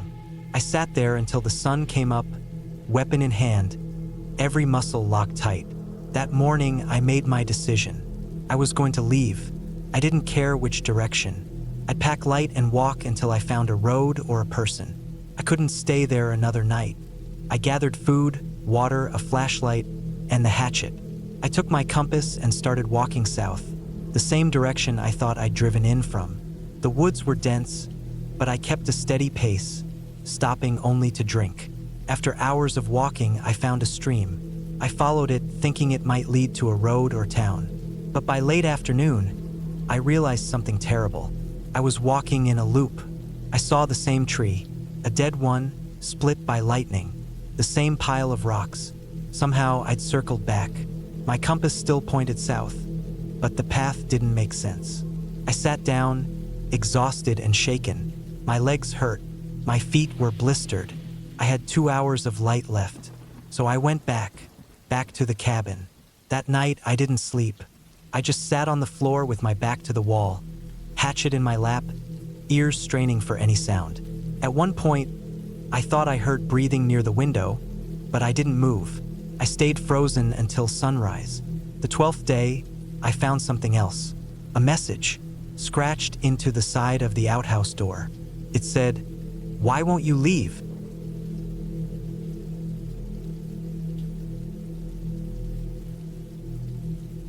It was early October when I decided to spend a few days alone in a remote cabin deep in northern Idaho. I had been working long hours for months and needed a break from everything. I didn't want beaches or cities or tourist places. I wanted silence, clean air, and space to clear my head. A friend of mine had mentioned a cabin he used once during hunting season. It wasn't anything fancy, just a small one-room wooden cabin in the woods, about 30 minutes off a dirt road by ATV. No power, no water, and no cell service. I liked the sound of it. I got there late in the afternoon after a long drive and about an hour of riding a rented four-wheeler. The trail that led to the cabin wasn't marked. It just looked like tire ruts in the dirt with pine needles and fallen leaves half covering them. The cabin itself was tucked between tall pines and firs, built on a slight incline with a clearing on the front that overlooked a narrow stretch of sloping woods. It looked worn out, like it hadn't been used in years, but it was still standing and seemed dry and solid enough. A small fire pit sat in front, ringed with stones, and there was an old steel water drum beside the building that collected rainwater from the roof. Inside, it was simple. Wooden floors, a cot in the corner with a thin mattress, a small table, 2 chairs, a shelf with some rusted pans and canned food that I didn't touch, and a wood-burning stove in the middle. I had brought enough supplies for 4 days: food, a small propane stove, lanterns, a good sleeping bag, a few books, a knife, and a hatchet. I even brought a small solar charger for my GPS and flashlight. There was no bathroom, just a shovel and the woods. I spent the first evening settling in, cutting a little firewood, and heating a can of chili on the stove. After dinner, I sat outside in a folding chair I'd brought and listened to the woods. I didn't see any animals, just heard a few birds and some rustling now and then in the trees, probably rabbits or squirrels. It got cold fast after the sun went down and the sky went pitch black. I didn't stay out long. I went back in, got in the sleeping bag, and read by lantern light until I got sleepy. That first night was fine. I didn't sleep well, not because of anything weird, just because it was quiet in a way I wasn't used to. Every small noise outside made me pause. A branch snapping or something brushing against the wall made me hold my breath. But I chalked it up to forest sounds and eventually drifted off. The next morning, I got up early and took a walk deeper into the woods behind the cabin. The trees were dense, and I marked my trail with orange ribbons I brought so I wouldn't get lost. I saw a few deer tracks and what looked like old boot prints, though they were faded and could have been from anyone. By noon, I turned back, made some lunch, and spent the afternoon chopping more wood and boiling water to wash myself a little. There was no reason to rush anything. I had nothing to do and no one to talk to, and that was exactly what I wanted. That second night, something felt different. I can't say exactly what it was, but even before I got into the sleeping bag, I had this feeling like I wasn't alone. It wasn't fear, not yet, just a tightness in my chest and a sense that I should be more alert. I sat outside again for a bit, watching the tree line in the dark, but there was nothing, just wind moving through the tops of the trees. Still, when I went in, I made sure the door was latched tight and that the axe was close by. I woke up around 2 a.m. that night, not from a sound, but from that same feeling like something was wrong. I laid there in the dark for a while, listening. At first, I didn't hear anything, but then I thought I heard crunching. Very slow, very light footsteps outside, moving across the dried leaves in the clearing. I held my breath and waited. The sound stopped. I didn't go outside. I told myself it was probably an animal, maybe a deer, but I stayed awake for hours listening. Nothing else happened, and I eventually fell back asleep as the sky started to lighten. The next day, I decided to check around the cabin. I didn't see any prints or signs of animals, but the ground was hard and dry in most places. Still, the feeling I had the night before stuck with me. I spent most of that day closer to the cabin, gathering dry branches, keeping the fire going, and keeping an eye on the trees. I didn't go for a long hike that day. I kept thinking I'd see someone standing in the woods, just past where the trees got thick, but I never did. Later that afternoon, I was sitting out front when I noticed something odd. About 50 yards into the woods, there was a tree with a broken limb hanging low, and from where I sat, it looked like something was draped over it. I walked out and checked. It was a piece of red cloth, maybe from a jacket or a bandana. It looked weathered, but it didn't seem like it had been there long. The fabric was clean and not sun-bleached. I didn't remember seeing it before. I took it down and brought it back. I didn't like the feeling I got from it. That night, I didn't go outside. I cooked dinner, locked the door, and kept the axe even closer. I barely slept. Around midnight, I heard those same soft, steady steps in the leaves. They came from behind the cabin and circled to the side. They stopped for a long time, maybe 5 minutes, right at the wall. I was sitting up in the sleeping bag, barely breathing. Then I heard a soft thump on the back wall, like a palm pressing gently against it. Not hitting it, just pressing. I didn't move. I didn't make a sound. After maybe a minute, it was gone. In the morning, I checked again. No tracks, no marks, nothing. I was only supposed to stay 4 days. I planned to leave the morning after that third night, but I didn't want to wait that long anymore. I started packing that afternoon. I didn't care if I left a day early. The forest no longer felt calm. I felt watched. That evening, just before sunset, I started hearing what sounded like movement again. This time, it was clear and closer than before. Not just one direction, not just one set of steps. I thought I heard movement from both sides of the cabin. I turned off my light and sat in the dark, waiting. There was a knock on the front wall. Not a hand, not a branch. A real knock, slow, deliberate. 3 taps, then silence. I didn't answer it. I didn't go near the door. I just sat there in the dark, holding my knife in one hand and the flashlight in the other, not daring to turn it on. I didn't sleep at all. As soon as it was light enough, I grabbed everything I could carry and got on the ATV. I didn't stop to eat. I didn't even check behind me. I just rode until I reached the main road. My hands shook the whole time. When I finally got to the small supply shed near where I had parked my truck, I noticed something that made my skin go cold. There were boot prints around the truck. They hadn't been there when I arrived 4 days earlier. Fresh, deep prints. Size 11, maybe my size, but they weren't mine. Someone had been there, maybe following, maybe watching. I loaded everything up fast and drove for hours until I reached a gas station with cell service. I sat in the lot for 20 minutes before even going in. My heart still hadn't slowed down. I didn't tell anyone at first. What could I say? I wasn't hurt. I wasn't attacked. Nothing was stolen. But something had been out there, someone more likely, and they knew I was alone. I never went back. A few weeks later, I got a call from the guy who gave me the cabin's location. He said the property owner had gone out to check on it and found fresh signs of someone camping nearby. Not inside the cabin, but close, less than 100 yards away. There was an old tent set up, some torn clothes and food wrappers. No ID, no one there. Just signs that someone had been living out there for at least a few days. Maybe longer. The local sheriff checked it out. They said it was probably a transient or someone hiding out. They didn't find any weapons or bodies. Just more questions. To this day, I don't know who it was.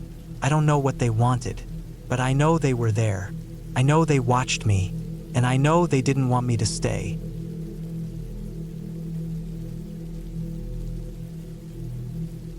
I had been living in the city for most of my life. Between the constant noise, traffic, and people everywhere, I got tired of it. I didn't hate the city, but I was just burned out. I wanted a place where no one would bother me. No phone calls, no responsibilities, and especially no traffic. I wanted a break from people more than anything. So when I found a small cabin deep in the woods listed on a property auction site, I started thinking about it seriously. It was far from any major town, over 4 hours from the nearest city. There was no internet, no cell signal, and the road that led to it wasn't even properly paved. The photos showed a plain one-room wooden cabin surrounded by thick forest, with a tin roof, a small deck, and a chimney on one side. Inside, it had a fireplace, a cot, and a simple wooden table with 2 chairs. No running water, no electricity except a small solar panel and an old car battery for basic lighting. Something about how quiet and cut off it looked made me feel like I needed to be there. So I bid on it. I was surprised when I won. After a few weeks of planning, I packed everything I thought I'd need. Canned food, dry stuff like rice and pasta, some old tools, a camp stove, water containers, a hand crank radio, and a gun I had inherited but never used. I figured I'd stay for a month or two. I told people I needed a break and would be off-grid for a while. I didn't say exactly where I was going. It took me almost a full day to get there. The last part of the road was just a dirt trail barely wide enough for my truck. I scraped the sides on some branches and had to stop twice to move fallen tree limbs out of the way. The woods felt dense and quiet. Too quiet. There weren't even birds singing, and that silence gave me a weird feeling. Still, I pushed through until the cabin came into view between the trees. It looked like the pictures, just older, more weathered. The wood was dark and had started to rot in a few places. The deck creaked under my feet as I stepped onto it. I went inside and looked around. Dust everywhere. Cobwebs in the corners. A dead mouse in the fireplace. Smelled like dry wood, mold, and old air. I opened the small windows to let some air in and started cleaning. I spent the rest of that first day unpacking, sweeping, and getting settled. The first night was peaceful. I sat outside on the deck in a folding chair, staring into the forest. It was so quiet I could hear the blood in my ears. I kept expecting to hear animals, crickets, frogs, anything, but it was silent. Even the wind barely moved the trees. I tried not to let it bother me. I had wanted silence, and now I had it. I slept okay that night, even though the cot was hard and cold. I kept the gun close by, not because I was scared, but just to feel safer. In the morning, I made instant coffee and sat outside again. I didn't have any plans. That's why I was here. No deadlines, no schedule. The days blended together fast. I chopped firewood, read old books I brought, cooked simple meals. The silence started to feel normal after a while. Every day, I walked a little deeper into the woods behind the cabin, just to explore.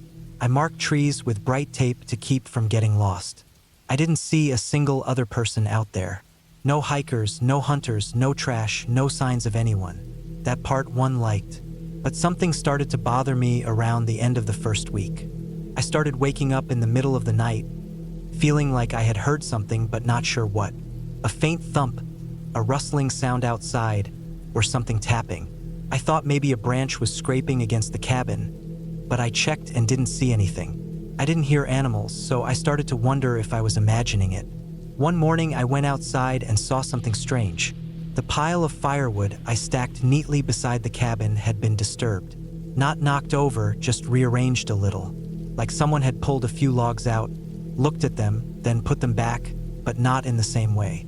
A few logs had small bits of bark chipped off like someone had been holding them tightly. I thought maybe an animal had done it, but no bite marks, no signs of gnawing. It looked like it had been touched by hands. I told myself it was nothing. Maybe I stacked it unevenly and it shifted. That afternoon, I walked further into the woods than before. The trees grew thicker and the light dimmed the deeper I went. Around an hour in, I found something that made me stop. It was an old, rusted axe stuck into a tree stump. The handle was cracked, and the metal was nearly black from rust. It looked like it had been there for years, but the stump it was stuck in didn't look that old. The top was flat and smooth, like it had been cut not long ago. No moss, no rot. The axe didn't belong there, not unless someone had been here recently. I looked around and saw nothing. No trail, no path, no boot prints. I stared into the trees for a while, feeling like someone was just out of sight. I turned and walked back fast, not running, but not wasting time either. That night, I moved the cot away from the window. I didn't sleep well. Over the next few days, small things kept happening. One morning, the door to the cabin was slightly open. I was sure I had latched it. Another time, one of my water containers was half empty. I hadn't touched it in days. I started feeling like someone was watching me, even when I was inside. I checked the woods from the window often, staring into the trees for movement. But I never saw anything. About 2 weeks in, something happened that made it impossible to ignore. I had walked out again, deeper into the woods, thinking I needed to clear my head. I walked for about an hour and was heading back when I saw something nailed to a tree. It was a small, handmade sign. Just a piece of wood with words scratched into it with what looked like a knife.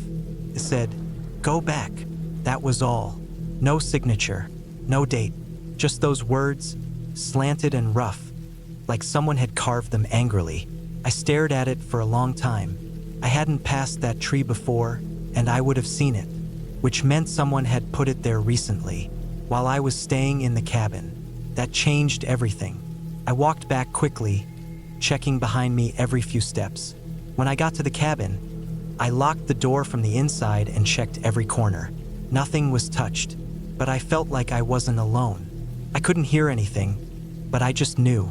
That feeling of being watched had turned into something more. Not just fear, but a kind of pressure, like something was waiting. That night I didn't sleep. I stayed up, lights off, listening.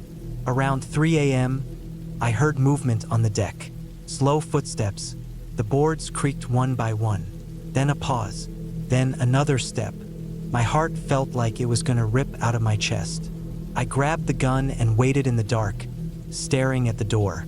I didn't breathe. The steps stopped. Then I heard something brush against the wall. Slow scraping, then silence.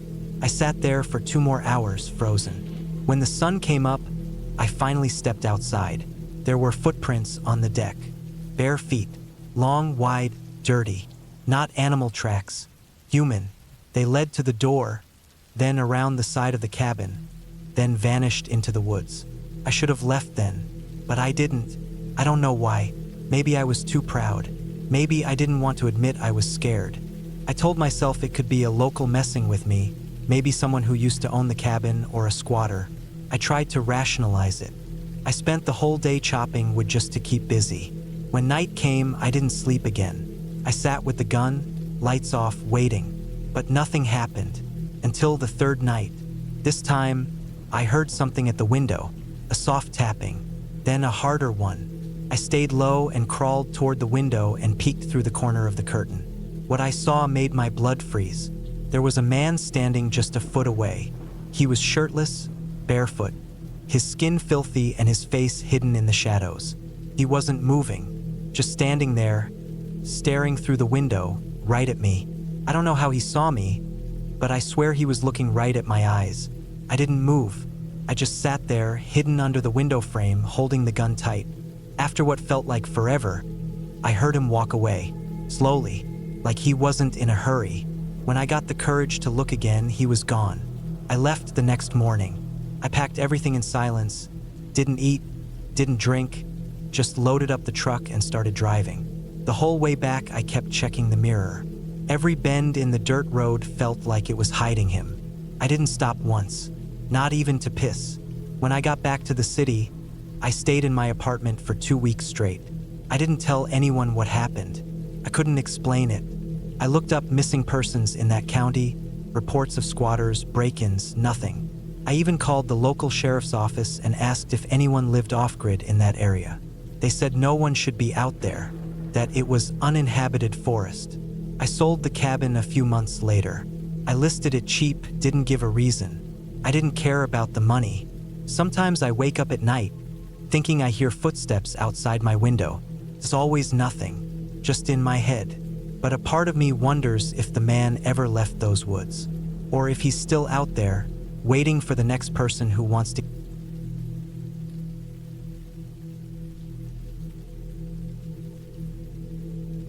I'm writing this down because I need to get it out of my head. Even now, months later, I keep seeing things when I close my eyes. Not ghosts or monsters or anything like that. Real things. Things that make me feel like I'm being watched, even when I know I'm not. It wasn't supposed to be anything serious. I just wanted to get away for a few days. I had a plan and I followed it exactly. I packed light, drove out early, and stayed off my phone. The cabin was real, the land was real, the fear was real. And the way it all ended, every single part of it, was my fault. Started late last fall. I had been feeling burned out for months from work. I was freelancing back then, mostly website stuff. Not fun or creative, just page builds, basic UI tweaks, bug fixes. I was spending most of my days sitting at the same desk in the same chair, refreshing my inbox and waiting for feedback from clients who didn't care if I lived or died. My sleep was shot. I wasn't eating right. I hadn't gone outside for more than 15 minutes in weeks. It was getting cold, and I realized I needed to leave the city before I just stopped functioning altogether. I looked around for a cheap cabin rental somewhere out of the way but still reachable by car. I didn't want a resort or a full-on Airbnb with hot tubs and neighbors. I wanted something remote. After a few hours of scrolling through sketchy listings and half-broken rental websites, I found one that looked like what I needed. It was listed under a personal ad section for a small town in the mountains about 6 hours away. Just a single photo. A square log cabin, single story, with porch out front.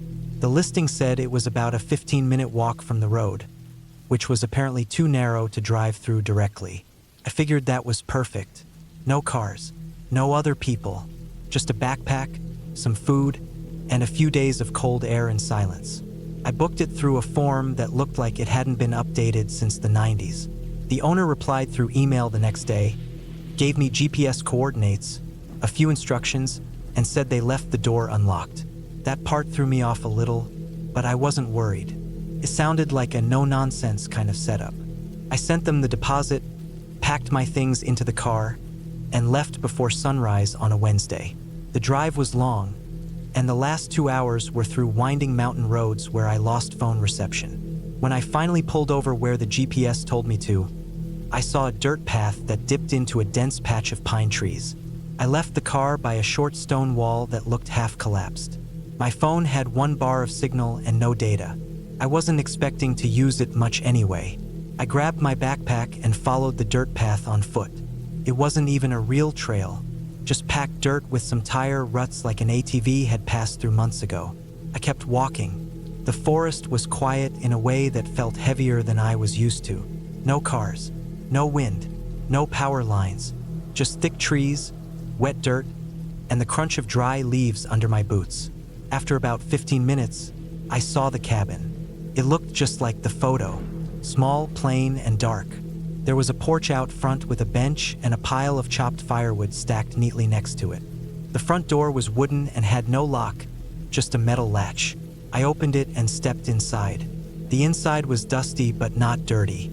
There was a table with 2 chairs, a narrow bed against the wall, a wood-burning stove, a small shelf with some dry food, and a sink that I later realized just pulled water from a gravity-fed tank outside. No electricity, no plumbing, no fridge, no toilet, just an outhouse about 50 yards behind the cabin near some overgrown shrubs. Everything smelled like old wood and cold air. I lit the stove, boiled some water from a jug I brought, and made some instant noodles. I didn't plan to cook much.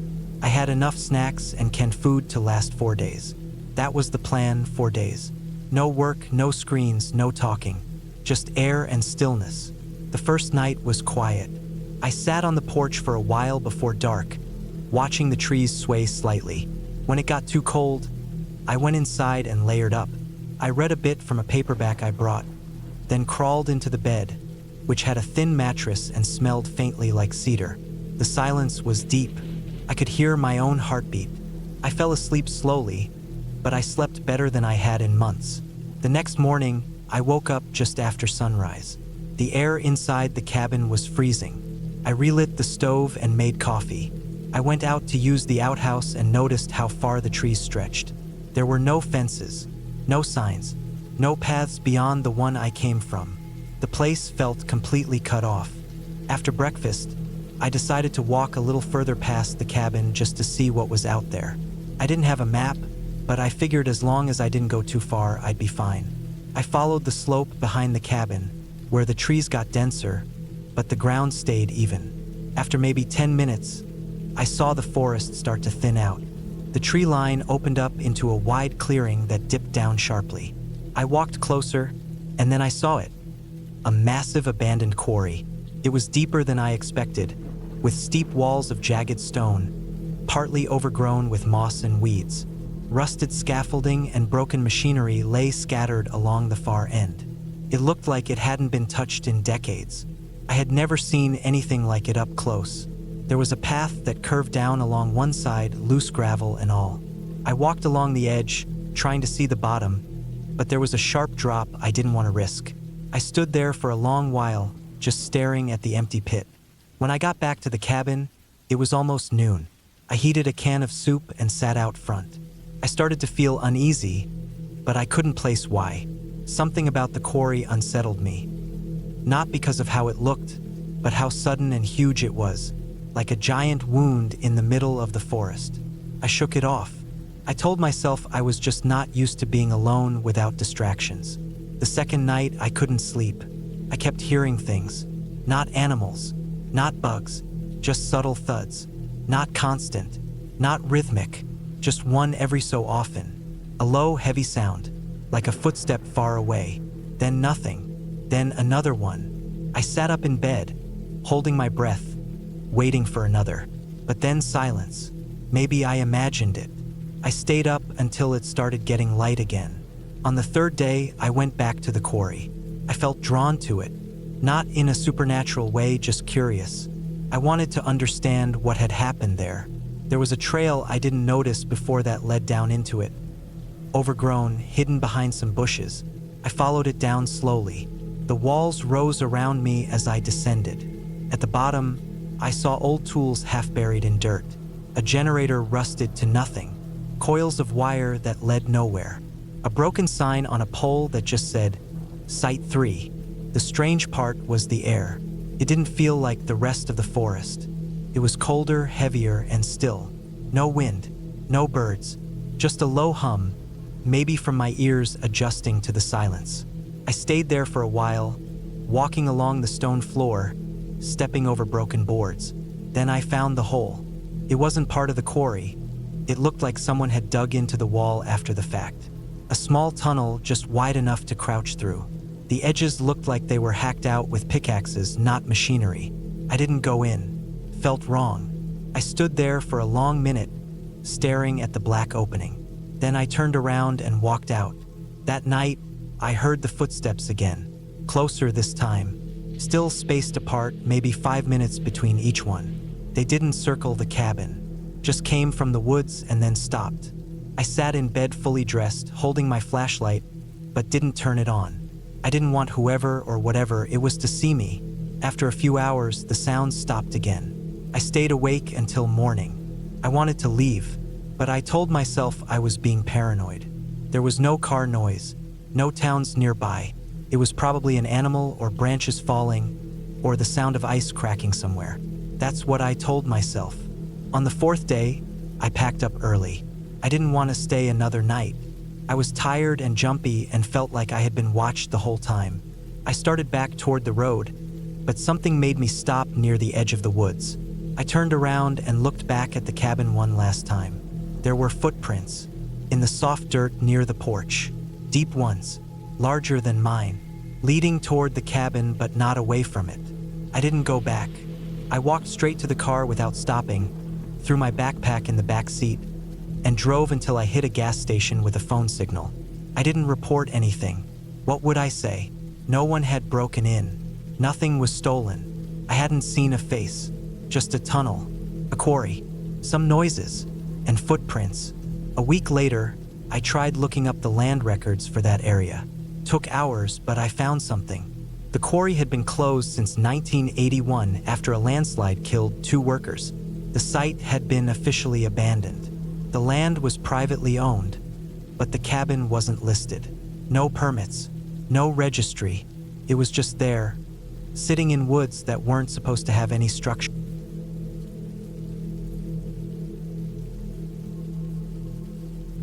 I had been feeling burnt out for a while.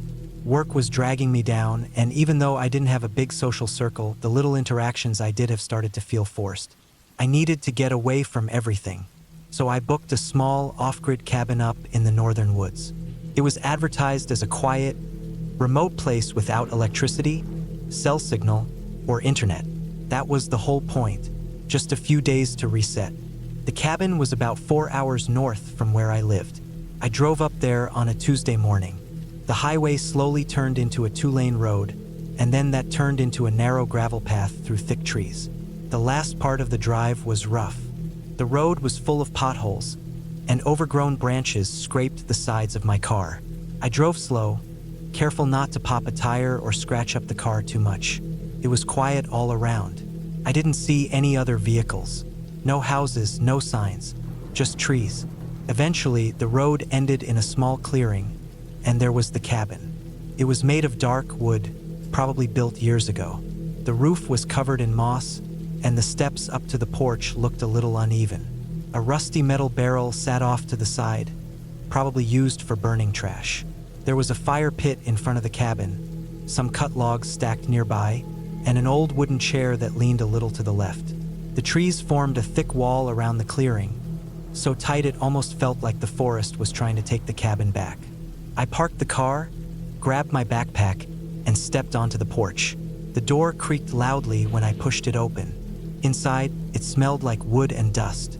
There was a small table, 2 wooden chairs, a tiny kitchen counter with a hand pump for water, and a wood stove in the corner. A narrow bed with a thin mattress sat against the far wall. There were no curtains, and the only light came from the windows. I checked the cabinets. A few old pots and pans, some candles and matches. I brought my own food and water in a cooler, and I set that down by the wall. I spent the first couple of hours settling in. I unpacked, checked the place out, made sure everything worked. The hand pump gave out some rusty water at first, but it cleared up after a while. I tried the stove, and it seemed fine, though it took a while to get a small fire going. I kept the door open while I worked, and I could hear the wind moving through the trees. That was pretty much the only sound. No cars, no birds, no planes overhead. Just trees and wind. Later that afternoon, I took a short walk behind the cabin. There was a narrow path through the woods, barely visible under the fallen leaves and branches. I followed it for about 20 minutes, not far, just enough to stretch my legs. The forest was thick, darker the deeper I went. I didn't see any animals, but I felt like I was being watched. Not in a paranoid way, just that quiet feeling where everything around you seems to be holding its breath. I turned back before it got too late. I didn't want to be stumbling around in the woods in the dark. That night, I lit a fire in the pit outside. I sat in that leaning chair, ate a sandwich, and stared at the flames. I hadn't realized how tired I was. My body felt heavier than usual, like I hadn't relaxed in years. The stars were out, so many of them, more than I had seen in a long time, but the woods were dark. Once the firelight faded out past the circle, it was just pitch black trees. I couldn't see even 10 feet beyond the clearing. I went inside around 10, locked the door, even though I knew no one was around. The wind picked up a bit. I lay on the bed, wrapped in a blanket, listening to the creaking of the walls and the slow scratching sounds of tree branches against the roof. I drifted off sometime after midnight. The next morning was quiet.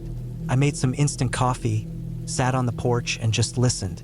Still no birds, no squirrels, nothing. I thought maybe it was the time of year. Maybe they had moved on or were deeper in the woods, but it still felt strange. I decided to go on another hike, this time following the trail behind the cabin farther. The path went on much longer than I expected. It curved and climbed slightly, with roots and rocks breaking through the ground here and there. I passed an old broken fence, probably from when the land was used for something else. The air felt cooler back there, like the trees were holding the cold from the night. I walked for about an hour before I found something strange.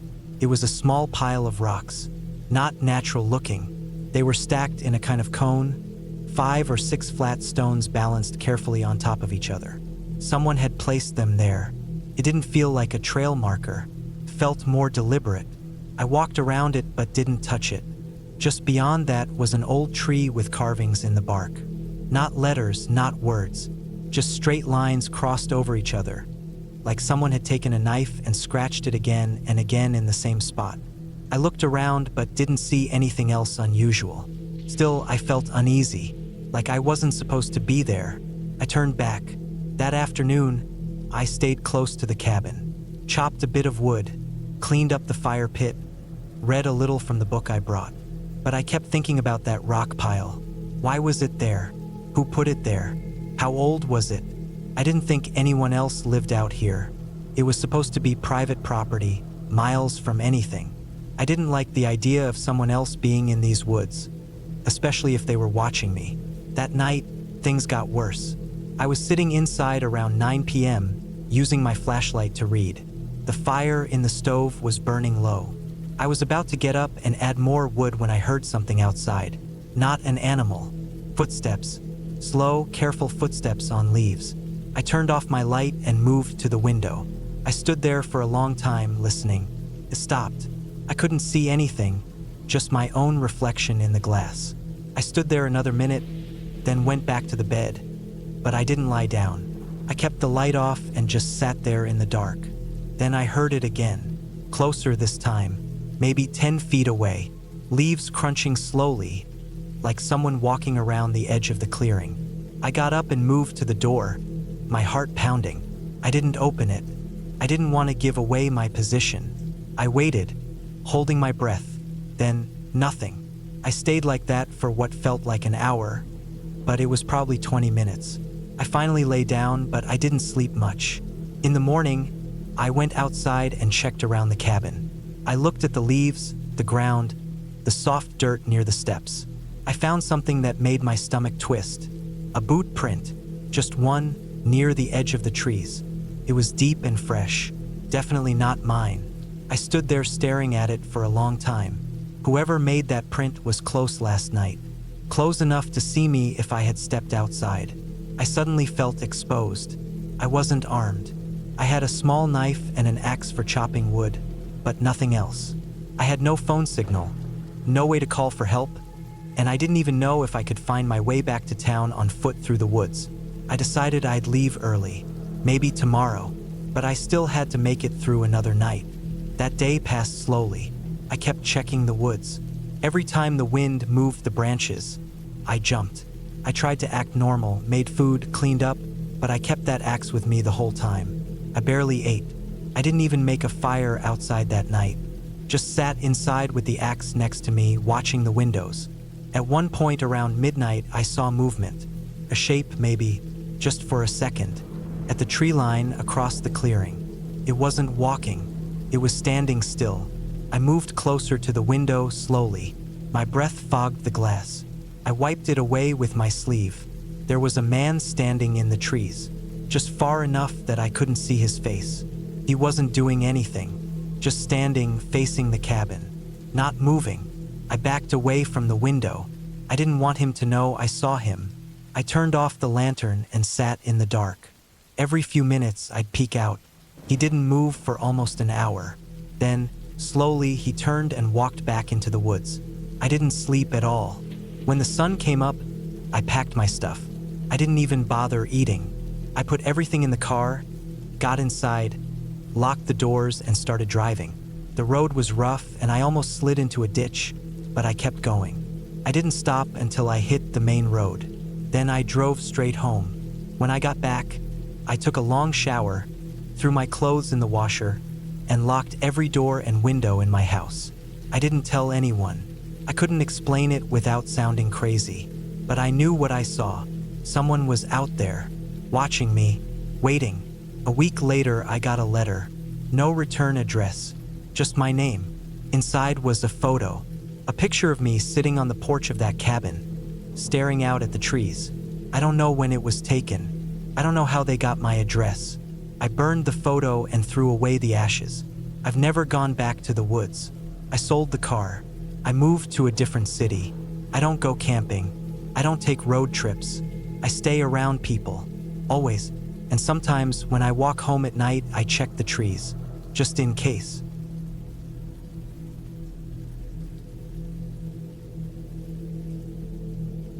I've lived in the city my whole life, born and raised in the middle of concrete, traffic noise, and apartment windows facing other apartment windows.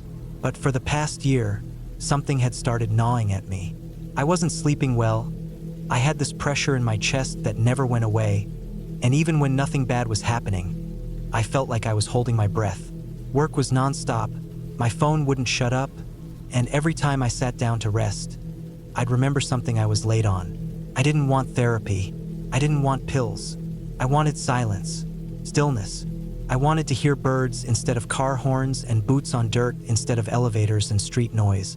So I looked around for somewhere cheap and quiet to rent for a few days. I wasn't planning a vacation, just an escape. I found a listing on an old forum someone had linked me. Not Airbnb, not Booking.com, just a guy renting out a cabin his family didn't use anymore. The pictures were old, but it looked perfect. Wooden, single-room place in the mountains of northern Idaho. A lake nearby. No neighbors. No Wi-Fi. Just trees. He told me it was about a 20-minute drive from the nearest town and that I'd have to bring food, firewood, and water because the plumbing wasn't reliable anymore. That was fine by me.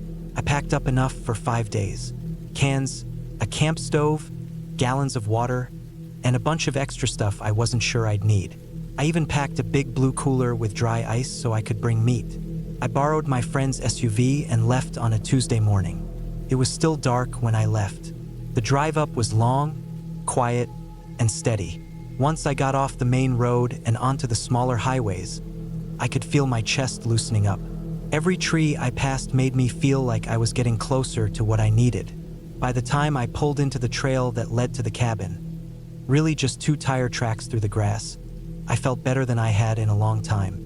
The SUV rolled slowly through the trees, and when I came around the final bend, there it was. A dark brown cabin with a steep roof, with stacked on one side, a small deck with 2 chairs. It looked forgotten but not ruined, like a place someone used to love, but gave up on. I stepped out and just stood still. It was quiet, dead quiet. No cars, no voices, just wind through pine trees and the sound of my own breath. I unloaded the cooler, the jugs of water, the duffel bags, and locked the SUV. I checked my phone. 1 bar. I turned it off and put it in the glove box. The cabin door creaked open, and inside it smelled like dry wood and old dust. 1 main room with a cot, a table, a stove that didn't work, a big old metal sink, and a fireplace. The windows had shutters you could bolt from inside. I opened one and looked out. Nothing but trees. No trail. No lights. No signs of anything but nature. I lit a few candles I'd brought, unpacked slowly, and made a simple dinner of rice and canned beef. The first night, I sat on the deck in the dark, wrapped in my hoodie, and listened. It was cold, but I didn't mind. For the first time in months, I felt like I was somewhere real. I didn't sleep perfectly, but it was good enough. No phone, no noise, no stress. The second day, I explored the area around the cabin. I followed a faint trail that led down toward a stream. I didn't go too far, just enough to stretch my legs and feel the place out. It was beautiful. There was no trash, no graffiti, no signs of anyone. Felt like I was on the edge of the world. That afternoon, I chopped wood, built a fire, and read a book until it got too dark. I slept better that night, deeper, but it was on the 3rd day that something changed. I woke up before sunrise. It was cold, and the cabin felt off. I figured I just had a weird dream or something. I stepped outside to take a leak and noticed something strange right away. The ground outside had footprints. Not mine. Not boots like I wore. Barefoot. White-spaced. Deep. They weren't animal tracks. They were human. Someone had walked right up to the cabin during the night. Right up to the deck. The prints stopped in front of the window, then turned and went back toward the trees. My heart thudded. I checked around the cabin. Nothing broken. Nothing stolen.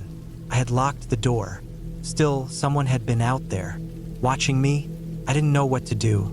I had no phone. The SUV was parked behind the trees a bit so I could still drive out. But I didn't want to leave yet. I didn't want to be paranoid. Maybe it was an old trail someone still used. That afternoon, I followed the direction the footprints had gone. I moved slow, checking the dirt and needles on the ground. About 50 yards in, I found something that made my stomach twist. A trail camera. One of those little black boxes strapped to a tree. It was old, but the battery light was still blinking. Someone had set it up to face the path leading toward the cabin. I didn't touch it at first, just stood there and stared. Who was watching the cabin? I followed the path beyond it, moving even slower now. The trees got thicker, the ground softer. About another 100 yards in, I found more. 2 more trail cameras. One facing the back of the cabin. One aimed low, toward a small dip in the land where someone could crouch unseen. I started to feel like I was being watched, even though I didn't see anyone. I went back to the first camera and took it down. Then the second. Then the third. I pulled the batteries and stuffed them into my bag. I didn't know why. It felt like the right thing to do. I didn't want whoever placed them to know I'd found them, but I also didn't want to leave them up. That night I didn't sleep. Every sound felt loud. Every creak in the walls, every branch outside. I kept the fire going all night and stayed near the window watching. Nothing came. On the fourth morning, I packed up. I didn't feel safe. I wasn't going to wait around to see who came looking for their cameras. I loaded the SUV, made sure I wasn't leaving anything behind, and started driving back down the trail. I didn't even make it a mile before I saw it. A tree had been felled across the trail. Clean cut, fresh, still oozing sap. It wasn't there before. I got out and looked around. Nothing, but someone had done it. Maybe even during the night. The tree was thick. No way to drive over it. I didn't have a chainsaw, just a small hatchet. No way I could clear it. I turned back and drove fast, heart pounding. I made it to the cabin, locked the door, and tried to calm down. Someone didn't want me leaving. That afternoon, I heard something in the woods, distant but sharp, like a chopping sound, like someone using an axe, over and over. Then it stopped. I waited, frozen. I didn't move until dark. That night, I stayed away from the windows. I didn't light a fire. I sat in the dark with a knife in my hand and my ears straining for any noise. Around midnight, I heard footsteps outside, slow, steady, moving around the cabin. Then silence. Then a knock. Not loud, just one knock on the door. I didn't move. I didn't breathe. Minutes passed. Nothing. Then footsteps again. Fainter. Farther. Gone. I stayed like that until morning. When light finally crept in, I went outside. There were no new footprints. No sign of anyone. But I knew what I'd heard. I walked the perimeter. I didn't find anything until I went back behind the cabin, where the woodpile was. There, right on top of the stacked logs, was something that didn't belong. A single glove, black, wet, covered in pine needles. I didn't touch it. I went inside, grabbed my keys, and took the rifle that was mounted above the door. It hadn't been loaded, just a decoration, but I had ammo. I loaded it, stuffed food and water into a backpack, and started walking. I wasn't waiting anymore. I was going to hike out.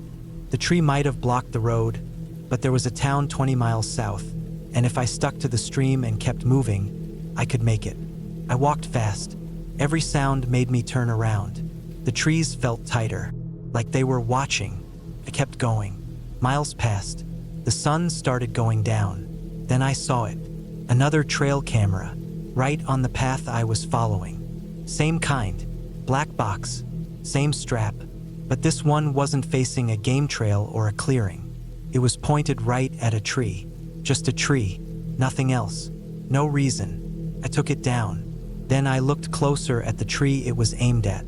There was a mark on it, carving, a simple line with 2 slashes through it, like someone's symbol, or a warning. I looked around. Trees on either side had it too. Same mark. I kept walking. The marks kept showing up. Someone had carved a path using those symbols. Someone who moved through those woods a lot. Someone who wanted to keep others out, or in. I walked until night fell, then slept under a tree with the rifle across my chest. I didn't sleep much. Every crack of a branch made me jerk awake. At one point, I thought I heard a voice, but it faded fast. I kept moving at dawn.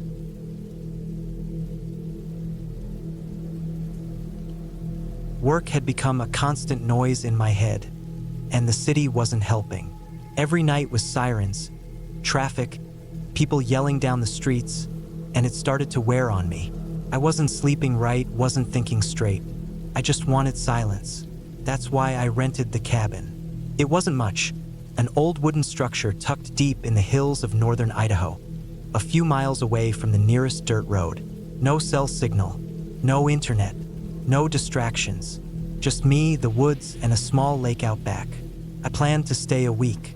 I packed everything I needed into the truck: dry food, water, a first aid kit, flashlight, spare batteries, a knife, bear spray, a small hatchet, and enough gas to last the trip.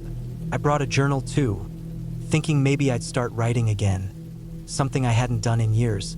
The cabin came with a small wood stove, a basic bed, a few kitchen tools, and that was it. No power, no running water. I'd have to use the outhouse a few feet behind it and boil lake water if I ran low on bottles. When I pulled in on the first day, the place looked older than the pictures had shown. Some of the logs were cracked and the window shutters sagged, but the inside was dry and clean enough. It smelled like pine and dust. I settled in quickly, unloaded the truck, stored everything in the cupboards and a large cooler, laid out my sleeping bag on the bed, and stacked some wood by the stove in case the nights got cold. The air was quiet, and that's what I came for. The first 2 days were calm. I walked the area. I stayed close, just within a half-mile radius of the cabin. The forest was thick in most directions, filled with pine and spruce, and the undergrowth wasn't too bad. I saw deer tracks, maybe a fox once, and lots of squirrels. The lake was low, probably from a dry summer, and there was a small wooden dock out back that creaked under my weight. I'd sit out there for hours, listening to the wind pass through the trees. No voices, no phones, no traffic. But on the third night, things started to change. It began with small noises. I was in bed just past 10 p.m., reading by flashlight. The light was starting to fade, so I clicked it off and listened to the quiet. That's when I heard something outside. At first, I thought it was just an animal, a soft snapping of twigs, like something stepping slowly through the woods. I figured it was a deer, maybe even a moose, but then it stopped, then started again, then stopped again, always closer. I sat up in bed, not scared exactly, just listening hard. I waited for the noise to move away, but instead, it got closer to the cabin. I grabbed the flashlight and shone it out the window. Nothing, just trees and darkness. Still, I stayed up for another hour, staring through the small window, watching for movement. When nothing happened, I finally laid back down and drifted off. The next morning, I went outside and checked around. I didn't see anything unusual. No big prints, no disturbed ground. The forest was still and quiet, just like before. I told myself it was probably a raccoon or something small. I tried to shake it off. That day, I stayed out longer than usual. I hiked toward the south edge of the lake and found a rocky ridge where I could see the cabin from a distance. It looked peaceful, tiny, and tucked under the trees. For a while, I just sat and breathed it in. But when I started heading back around 4 p.m., something felt off. About halfway back, I noticed something strange. A tree, not far from the trail, had a fresh gouge on the trunk. It looked like a knife mark, clean, vertical, and deliberate, maybe 8 inches long. I walked over and ran my hand across it. The bark had been peeled back, and the wound was fresh. The exposed wood was still pale and sappy. I looked around, but the forest was empty. I kept going, and as I moved closer to the cabin, I noticed another mark. This one was higher, more like a shallow X carved into another tree. It didn't look natural. It didn't look like an animal. I told myself someone must have been out here before me. Hunters maybe, or someone marking a trail. But the cuts were fresh. Too fresh. That night, I kept the hatchet next to the bed. Again, around the same time, just after 10, I heard the steps. Soft, slow, deliberate. I sat up instantly. I didn't even wait. I grabbed the flashlight and aimed it through the window again. Still nothing. But this time, the sounds didn't stop. They moved slowly around the cabin. Step, pause, step, pause. I shut the light off to see better out the window. My eyes adjusted slowly, and then I saw it, a shape. Just for a second. It was a man. He stood maybe 30 feet from the cabin, half concealed behind a tree. He wasn't moving, just standing there, watching. I ducked down from the window and grabbed the bear spray. I waited. When I finally peeked out again, he was gone. I didn't sleep at all that night.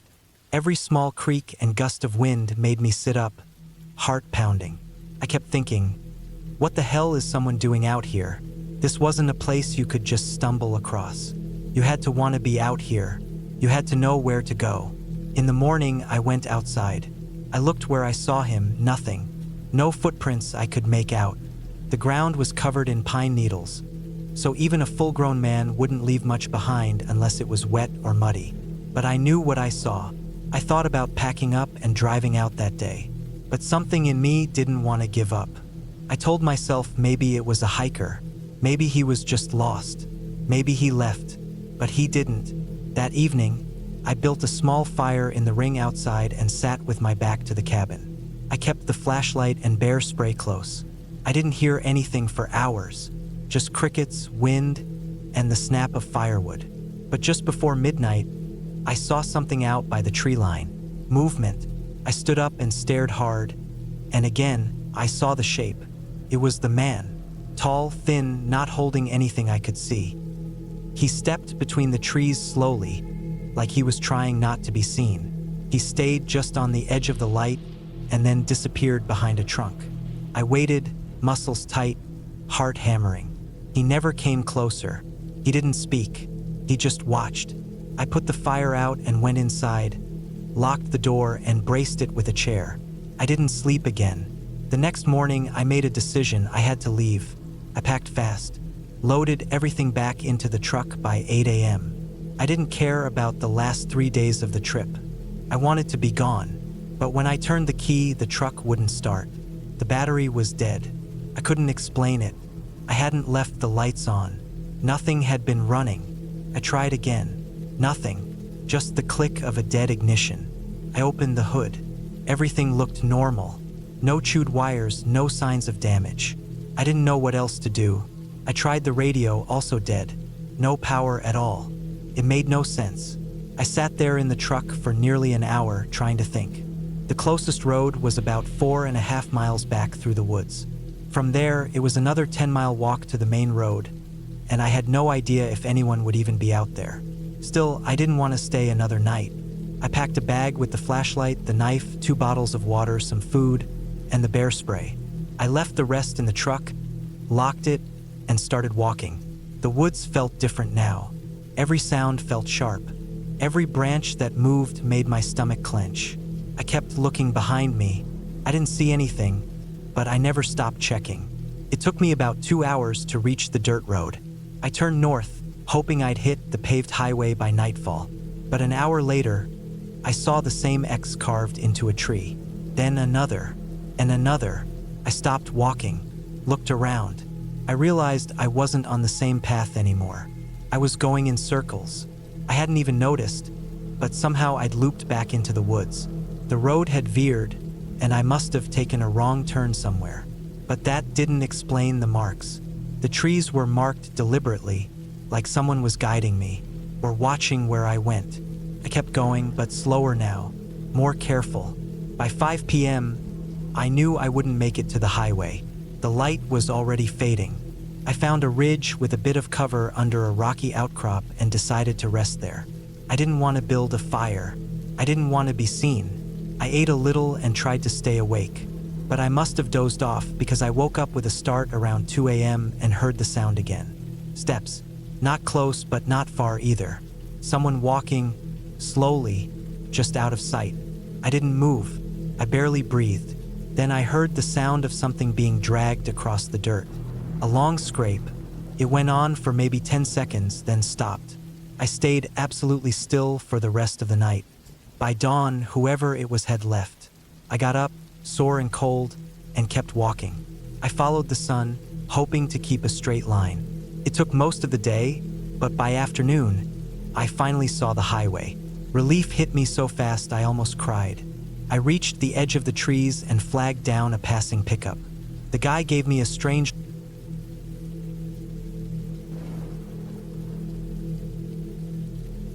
I don't know exactly what pushed me to take that trip.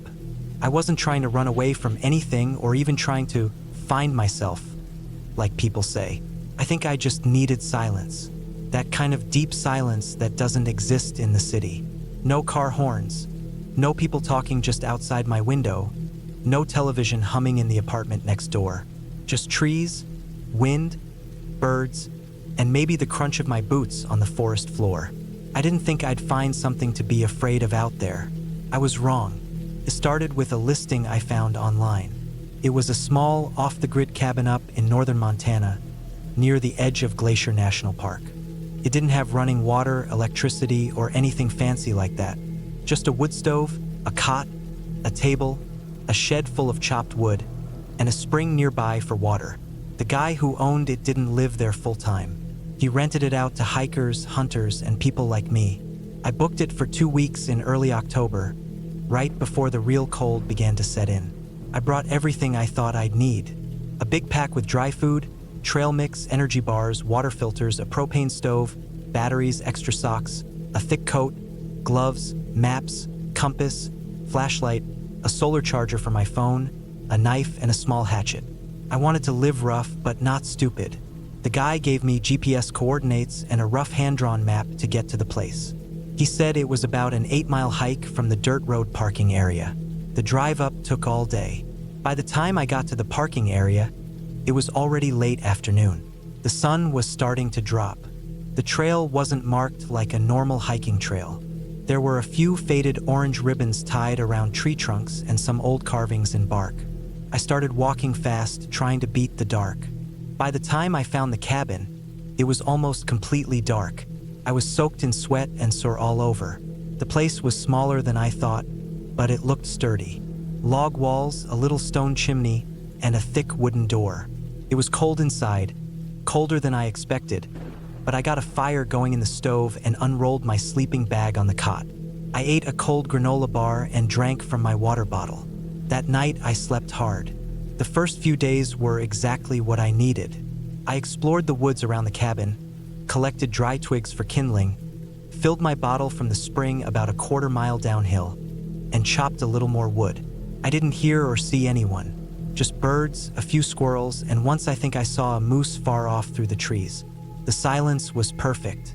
I read from a paperback I brought, wrote in a little journal, and kept the fire going. I stopped looking at my phone after the first day. It didn't get signal anyway. But on the 5th day, things started to feel off. It started with little things. That morning, I noticed the door to the shed was open. I was sure I'd latched it shut the day before. The wind might have done it, I told myself, but the air had been calm all night. I walked over and found one of the axes missing. The older one with the cracked handle, not the good one I used. I figured maybe I had left it lying somewhere and forgot. Later that day, while I was hiking a small ridge behind the cabin, I noticed something strange. There were boot prints in the mud. Not mine. Mine were bigger and I stepped heavy. These were smaller, maybe a size 8 or 9 with a tighter tread pattern. They looked recent. I stared at them for a long time. They led up the ridge and then disappeared into the rocks. That night I didn't sleep as well. I kept waking up and listening. The forest outside was still, but it felt like something was watching the cabin. I don't know how else to describe it. I kept the fire burning low, just enough to keep the chill away. In the early morning, just before light, I thought I heard a soft crunch outside, just once, then nothing. I didn't go out. I waited for daylight. In the morning, I checked around the cabin. The ground was soft from recent rain. I found more boot prints behind the cabin. They were half filled with water and mud, but they were there. They circled the back wall and then wandered off into the trees. I felt my chest tighten. I was 8 miles from the road, and I hadn't seen a single soul since I got there. I knew there were hunters in the area sometimes, but I hadn't heard any gunshots or seen any signs of them. No ATV tracks, no tire marks, nothing. I walked the nearby trails that day with my knife on my belt and my small hatchet in my hand. I kept turning around, checking behind me. I didn't hear or see anyone. I started to think maybe I was losing it. Maybe the boots were mine, and I just didn't recognize the prints. But deep down, I knew they weren't. That evening, I took extra care to latch the shed and lock the cabin door. I slid the heavy table in front of the door, just in case. I kept the fire small and sat in the dark for hours, listening. Around midnight, I heard it again. Steps in the leaves. Soft, slow, careful steps. They stopped, then started again, moving around the cabin. My breathing went shallow. I sat on the cot holding the hatchet, staring at the door. The steps circled the cabin once. Then silence. Nothing more. I didn't sleep. When light came, I walked outside. The firewood stack had been knocked over. One of the logs was missing. I checked the shed, still latched. I went back inside, packed some things in my bag, and decided I would hike back to the car that day. I didn't want to stay another night, but when I looked at my map and compass, something didn't add up. The route I'd taken in was mostly downhill, but when I tried to retrace it, I found myself climbing uphill for over an hour. Then I came to a rock face I didn't remember at all. I turned around and tried another path. It looped me in a circle. I checked the sun, tried to orient myself, but nothing made sense. Felt like the forest had shifted, like the trails were leading me the wrong way on purpose. But that wasn't possible.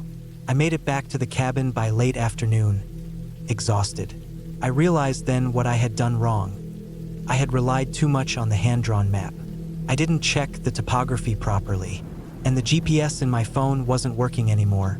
No signal, and the solar charger had stopped holding a charge. I was stuck. I rationed food tighter after that. I had enough for another week if I stretched it. I stopped leaving the cabin except to get water. Every time I stepped outside, I had the sense I was being watched. Once, while crouched near the spring, I looked up and thought I saw a person standing far off in the trees. Just a shape. But when I blinked, it was gone.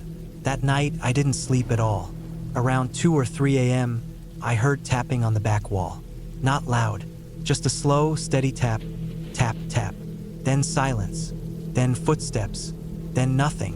When I looked in the morning, I saw a long, shallow scratch on the wood. Not deep, just enough to mark it. I stopped using the stove at night after that. I stayed in the dark. I made no noise. I slept in short bursts, always with the hatchet next to me. On the 10th day, I woke up to find the door ajar. I know I locked it. I had pushed the table against it, too. But there it was, cracked open, maybe 6 inches. I didn't hear it open. I didn't hear anything. I grabbed the knife, swept the cabin room by room. Nothing. Nothing taken, nothing touched. Just the door open. I didn't know what to think anymore. Was someone playing with me? Was it a hunter or someone living off-grid, messing with the few outsiders who came too close? I didn't have answers. I only knew that I wasn't alone out there. On the 12th night, the worst happened. I was sleeping, finally, a few hours straight, when I woke up to the sound of wood splitting. It was loud and close. I jolted upright.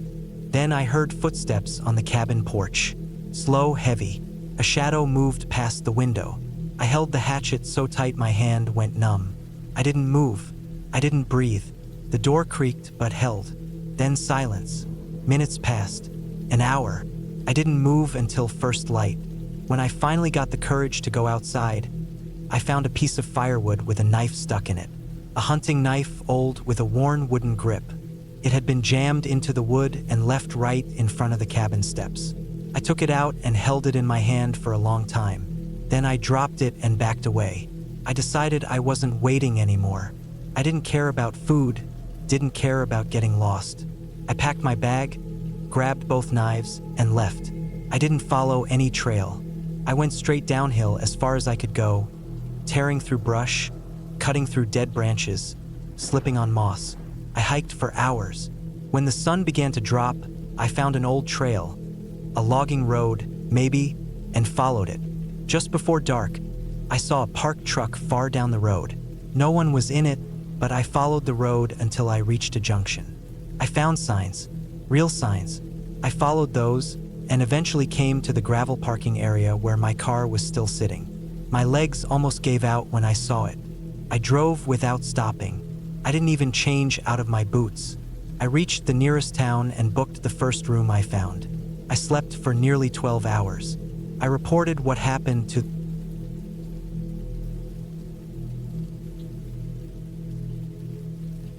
I had been working at the same job for almost 6 years when I finally decided I needed a break. Not just a weekend or a few days off, but a real break from everything: people, phones, emails, noise. I didn't want to go somewhere with crowds or even hotels. I wanted real silence, alone, away from everyone. So I started looking online for remote cabins, somewhere I could stay for a week or two by myself, cut off from everything, but still have the basics like food and water and maybe solar power.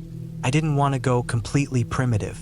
After a few days of searching, I found this listing on a site that offered off-grid cabin rentals. Most of them looked too modern or too expensive, but one stood out.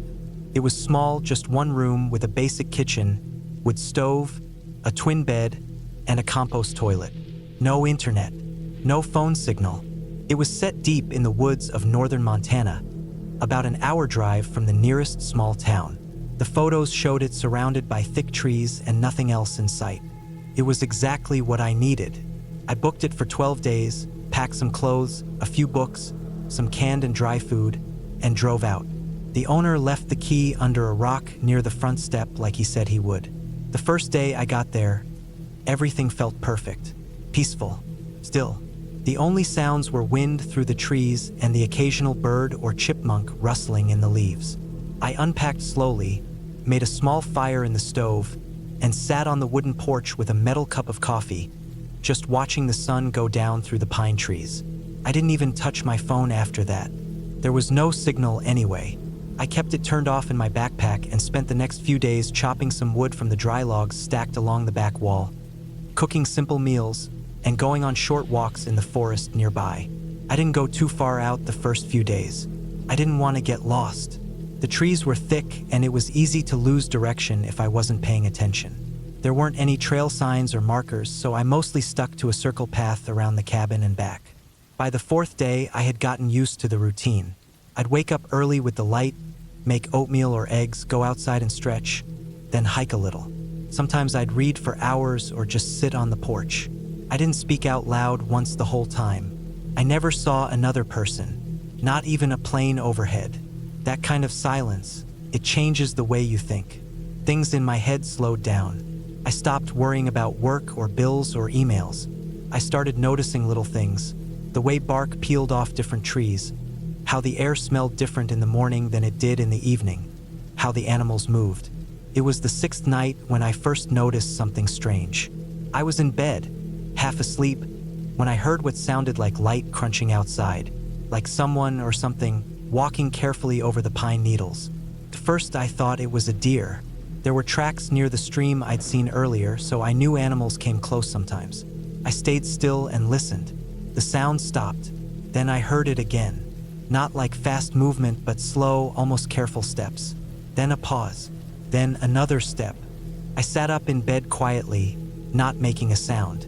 The cabin didn't have curtains, and the moonlight was coming through the window above the bed. I looked toward the front window and saw nothing. No shadows, no movement, just the trees and moonlight. The sound stopped for a while. I told myself it had to be an animal, maybe raccoons or elk, and I eventually fell back asleep. The next morning, I stepped outside to check. I walked around the cabin slowly, looking at the ground. There were footprints. Not clear ones, but slightly flattened shapes in the pine needles, too big for a deer or coyote. They looked like boot prints, not fresh mud, but pressed down just enough to tell they were made recently. I stared at them for a long time. I followed them a few feet, and they disappeared into harder ground where there were too many sticks to tell anything. I didn't know what to think. Maybe someone had hiked by, maybe a hunter, but it was miles from any marked trail. I hadn't seen any sign of people since I got there. No wrappers, no cigarette butts, nothing. I told myself it was fine and I tried to ignore it. That day, I didn't go hiking. I stayed near the cabin and kept an eye on the woods. I kept thinking I was being watched. I didn't see or hear anything all day, but I couldn't shake the feeling. Every time I looked toward the trees, I felt like someone had just turned away. I made dinner early and stayed inside after the sun went down. That night, I heard the crunching again, closer this time. I turned off the lantern and stayed in the dark, watching through the window. I couldn't see anything, but I heard a slow drag against the side of the cabin, like a hand sliding across the wooden wall. I didn't breathe for what felt like minutes, then nothing, just silence. I didn't sleep at all that night. The next morning, I found a small pile of rocks stacked right outside the front step. They hadn't been there the day before. 6 flat stones, stacked on top of each other like someone left them on purpose. No animal would do that. It looked like a message. I knocked it over with my foot and looked around in every direction. I didn't see anyone, but I knew someone had been near me again. That whole day I felt paranoid. I kept scanning the trees, looking between trunks, trying to catch movement. I saw nothing. I kept the axe with me all the time after that. I didn't even go outside to the outhouse at night anymore. I used the compost toilet inside. I shut the door and locked it even during the day, even though no one was supposed to be around for miles. On the 9th day, I saw something that made my stomach turn. I had gone just a little way into the woods to check a spot where I had once seen rabbit tracks. I wasn't hunting, just curious. About 50 feet from the cabin, I found a tree with deep scratch marks on the trunk. Not animal claw marks, these were longer, straighter, and wider apart, like they were made with a knife or something sharp. There were also pieces of bark missing from higher up than I could reach. I looked around and saw more of those stacked rock piles near the base of another tree. I turned back and walked fast to the cabin, keeping my head low and my ears sharp. I didn't run, but I didn't stop until I got back inside. I shut the door, locked it, and didn't go back out the rest of the day. That night, I didn't light the lantern. I didn't make a fire. I sat in the dark, staring at the front door with the axe across my lap. Around midnight, I heard the steps again. This time, I didn't just hear them. I saw movement outside the front window. A shadow moved just along the tree line, tall, slow, careful. It didn't come close. It stood there for what felt like hours. Then it was gone. No noise, just gone. I didn't sleep again that night. The next morning, I knew I had to leave early. I had 3 more days, but I didn't care. I packed everything fast, didn't even eat breakfast, and started the hike back to where I had parked my car about 1.5 miles out along the dirt road. I didn't stop once. I kept looking over my shoulder. I could swear I heard something behind me, but I didn't see anything. When I got to the car, I threw my stuff in, turned it on, and drove faster than I should have on that narrow road. I didn't relax until I got to the gas station in the town an hour later. I sat there in the car for a long time. I didn't tell anyone what happened. I didn't even tell the owner of the cabin. I just left the key in the box like I was supposed to and never said a word. Even now, months later, I still think about it. I still wake up at night sometimes, thinking I hear that sound. Slow footsteps on dry pine needles, the dragging touch on wood, the feeling of someone watching me from between the trees. I'll never go back to a place like that again. Not alone, not that far out. Whatever was out there, it wasn't a ghost or a monster. It was something worse. It was a real person who didn't want me there. A person who knew I was alone, far from help, with no phone, no signal, and no neighbors. And they didn't do anything. They didn't break in. They didn't hurt me. They just made sure I knew they were there. And somehow that was worse.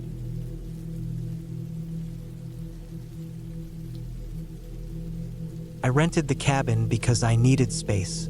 Not just space to relax, but space from people, noise, and distractions. Life had started to feel too fast, too loud, and way too crowded. Work had been piling up, the city was choking me slowly, and I'd gotten to a point where I didn't even recognize my own routine anymore. Wake up, work, stress, eat, stress more, sleep badly, and repeat.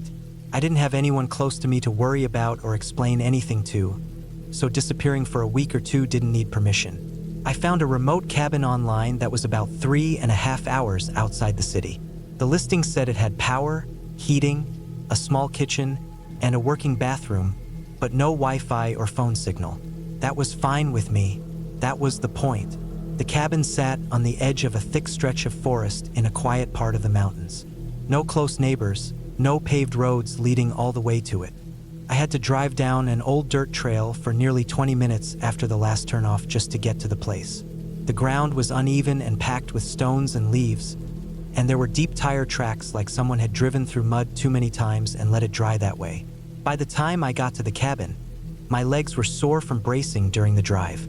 It was a small place, just one main room with a bed pushed against the back wall, a table near the window, a sink and stove in the corner, and a small door that led to a bathroom with a shower and toilet. The windows were dusty but opened fine. The bed was stiff but clean. The fridge worked, the water ran, and I had brought enough food and supplies to last 2 weeks. I had 3 books, a journal, a flashlight, and a loaded cooler full of drinks and fruit. I didn't plan to leave until it was time to head back. The first few days were good, quiet. I woke up with the sun, walked around the nearby trails, sometimes cooked outdoors just for fun, and took long showers at night. I didn't check my phone, and I didn't think about work. The woods stretched in all directions, and the only sounds I heard were wind, birds, and sometimes small animals moving through dry leaves. By the 5th day, I'd memorized the area immediately around the cabin. There was a rocky hill to the west where you could see a patch of valley if you climbed halfway up. Down past the trees to the east was a slow creek that wound around a bend and disappeared into thicker woods. I stayed on the trails, mostly because I didn't want to get lost, but also because the forest floor was uneven and wild, filled with holes, dead logs, and thorn bushes. There were no signs of people anywhere. No wrappers, no marks, no fences. Just trees and dirt and birds. I didn't start to notice the strange things until around the 7th day. It started small, too small for me to pay attention to right away. The first thing I noticed was the door. One morning, I woke up and found the cabin's front door slightly open, just a crack. I was sure I'd locked it the night before. I always did. I had a small system. Check the windows, check the stove, turn off the lights, then lock the door and hang the key on a hook near the sink. But that morning, the door was open, and the key was still on the hook. At first, I thought maybe the wind pushed it open, but the wind wasn't strong that night, and the door had a working latch. I closed it, locked it again, and went about my day. The next night, I made sure to check the door twice. I even tugged on it after locking it to make sure it wouldn't open. I left the flashlight next to my bed, just in case. I didn't sleep well that night, mostly because I kept waking up to every little noise outside. The trees creaked in the wind, and sometimes I heard what sounded like movement in the distance. Twigs snapping, dry leaves being stepped on, but I told myself it was just animals. I lived in the middle of the woods now. That's normal. But the next morning, the door was open again. Not wide, just a crack. Same as before. Now I was sure it wasn't the wind. I checked for signs of animals, scratches, droppings, hair. Nothing. The dirt outside the cabin was messy with fallen leaves and sticks, but I didn't see footprints. I started to feel uneasy. Something was off, but I didn't want to overreact. I kept the door locked again and added a small piece of string across the inside of the doorframe, tied between 2 nails that were already there. I figured if it moved, the string would fall or break. That night, I didn't sleep well again. I stayed in bed, listening. Every sound outside felt sharper now, closer. I started hearing what sounded like slow footsteps on dry leaves, then silence. Then again, a few steps, then silence. Not fast like a deer or a raccoon. Slow, like walking. I got up once around 3 a.m. and peeked out the window with the flashlight turned off. Nothing, just trees and dark. In the morning, the door was open again, and the string was on the floor. Now I felt it in my stomach, a tight, sinking feeling. I looked around the cabin again, checking for signs of entry. The windows were still locked. Nothing was missing, but someone or something was opening that door. I checked the ground again, brushing away leaves near the entrance to try and see footprints. Still nothing clear. The ground was too messy. I started to wonder if someone was watching the cabin. Maybe they lived nearby and didn't like me there. Maybe they were trying to scare me.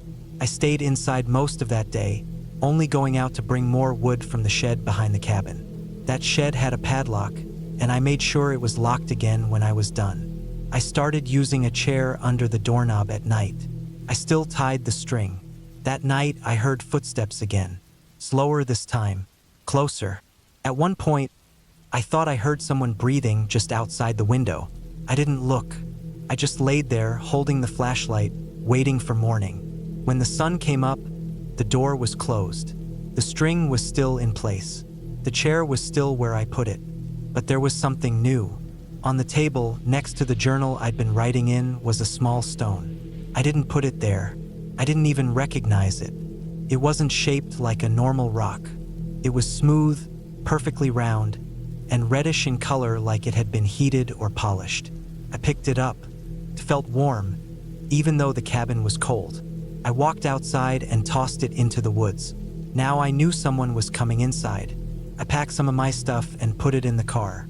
I didn't plan to leave yet, but I wanted to be ready in case something happened. I didn't sleep that night either. I stayed up in a chair with the flashlight in one hand and a knife from the kitchen in the other. Around 2 a.m., I heard the doorknob rattle. Just once. Not a full turn, just a tiny movement. I didn't move. I didn't breathe. After a while, I heard footsteps again. Slow, walking around the cabin. Once, twice, then silence. In the morning, the door was locked, but on the floor near the foot of the bed was a single black glove. Not mine. I put the glove in a bag and locked it in the car. I didn't know why. Maybe to show someone later. Maybe just to prove I wasn't losing my mind. The next night, I set a trap. I left a line of powdered sugar across the front doorstep, thin enough to show footprints. I spread some inside too by the door. That night, I stayed awake again. It was quiet for hours. Then, just past 3:30 a.m., I heard something. Not footsteps. Breathing. Close. I didn't move. I stared at the door. The breathing stopped. Then footsteps, fast this time, running away. I jumped up and looked outside with the flashlight. Nothing. Just the forest. But in the sugar on the floor were footprints. Bare feet. Someone had stood just inside the door. No shoes. Just stood there, watching. That was it for me. I packed the rest of my stuff in the morning, locked the cabin, and drove out. I didn't stop until I got to the highway. I didn't call anyone. I didn't report anything. What would I say? That someone watched me while I slept, left rocks and gloves, stood inside the cabin barefoot? No one would believe me, but I believe it. It's been 3 months since I came back. I moved to a new apartment on a high floor with secure locks. I checked the windows and doors every night. I still wake up at 3 a.m. almost every night. I still feel like someone's standing outside the door. The glove disappeared. I had it in the bag in my closet. One morning, the bag was there, zipped shut, but the glove was gone. That was the last thing. I haven't told anyone this until now, and I'm never going back to that cabin again.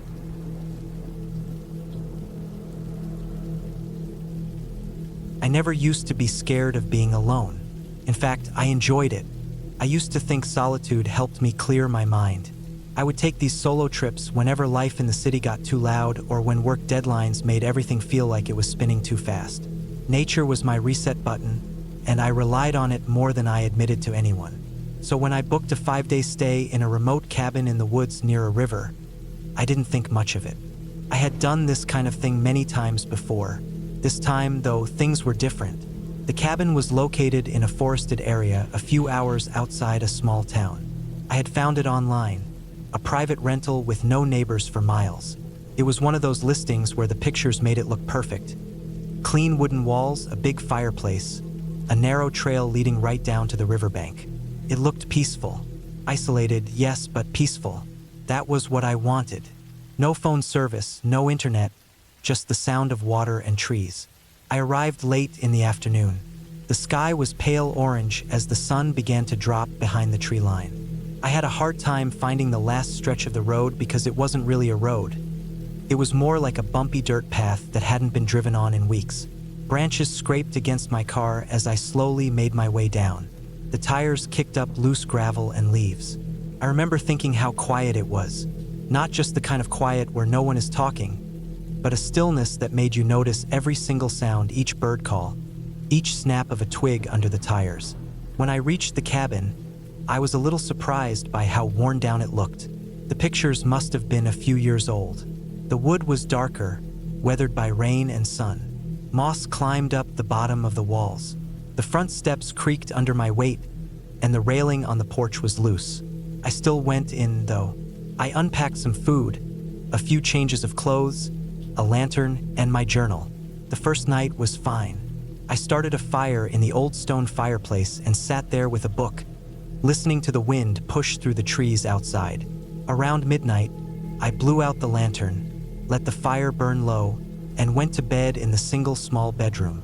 I had trouble falling asleep, not because of fear, but because of the way the cabin sounded when everything else was quiet. The wooden beams made little groans as they settled. Sometimes there would be a random tap on the tin roof, maybe from falling debris or rain starting. At one point during the night, I thought I heard footsteps outside, but I brushed it off. Animals, probably. Could have been deer, raccoons, anything. I went back to sleep. The next morning, I made breakfast and took a walk down to the river. The path was narrow and covered in dry leaves and small rocks. It curved through the trees, down a slope, and eventually opened up to a wide bank where the water moved slowly. I sat there for a while just looking out. That was when I saw something odd across the river. It was hard to tell at first, but there was a kind of shape on the opposite bank. It was way too far to see clearly, maybe 80 or 90 feet across the water. I squinted. It looked like a dark figure, maybe someone standing still near the trees, but it wasn't moving, and after staring for a while, I figured it must have been a tree stump or something sticking up. But it bothered me, the way it looked so upright, so still. I stared for a few more minutes. Eventually, I stood and waved my arms, just to see if anything would react. Nothing. No movement. I laughed a little, feeling stupid, and started heading back up the trail. That night, I had trouble relaxing. I kept thinking about the shape I saw. I didn't have binoculars or anything like that, so I couldn't confirm what it was. The thought of someone being out there didn't sit right with me. This place was remote. No reason for anyone to be hanging around unless they were lost or up to something. I told myself again it was probably nothing. That night, I woke up around 2 a.m. I wasn't sure what had pulled me out of sleep at first. I laid there in bed, listening. The fire was out. The cabin was dark and cold. Then I heard it, a noise outside, slow, careful steps on the wooden porch. It wasn't the same kind of rustling or bumping like the night before. These were deliberate, like the sound of someone walking just a few feet from me, separated only by the wall. I stayed perfectly still, barely breathing. The steps moved toward the front door and stopped. Nothing for a while. Then there was a soft creak, like someone leaning against the railing. I waited for a knock, but it didn't come. Just that strange silence again. I eventually sat up and grabbed the flashlight from the nightstand. I didn't turn it on yet. I just sat there listening. Minutes passed. Eventually, I got up and moved quietly to the front window, which was covered with an old thin curtain. I pulled it back slowly and looked outside. There was no one there. I opened the door and shined the flashlight around the porch and the trees just beyond it. Still nothing. I stepped out, looked around, walked a few feet to each side. I didn't see any tracks in the dirt or any signs someone had been there. Still, I locked the door when I went back inside and kept the flashlight next to me in bed. The next day, I felt uneasy.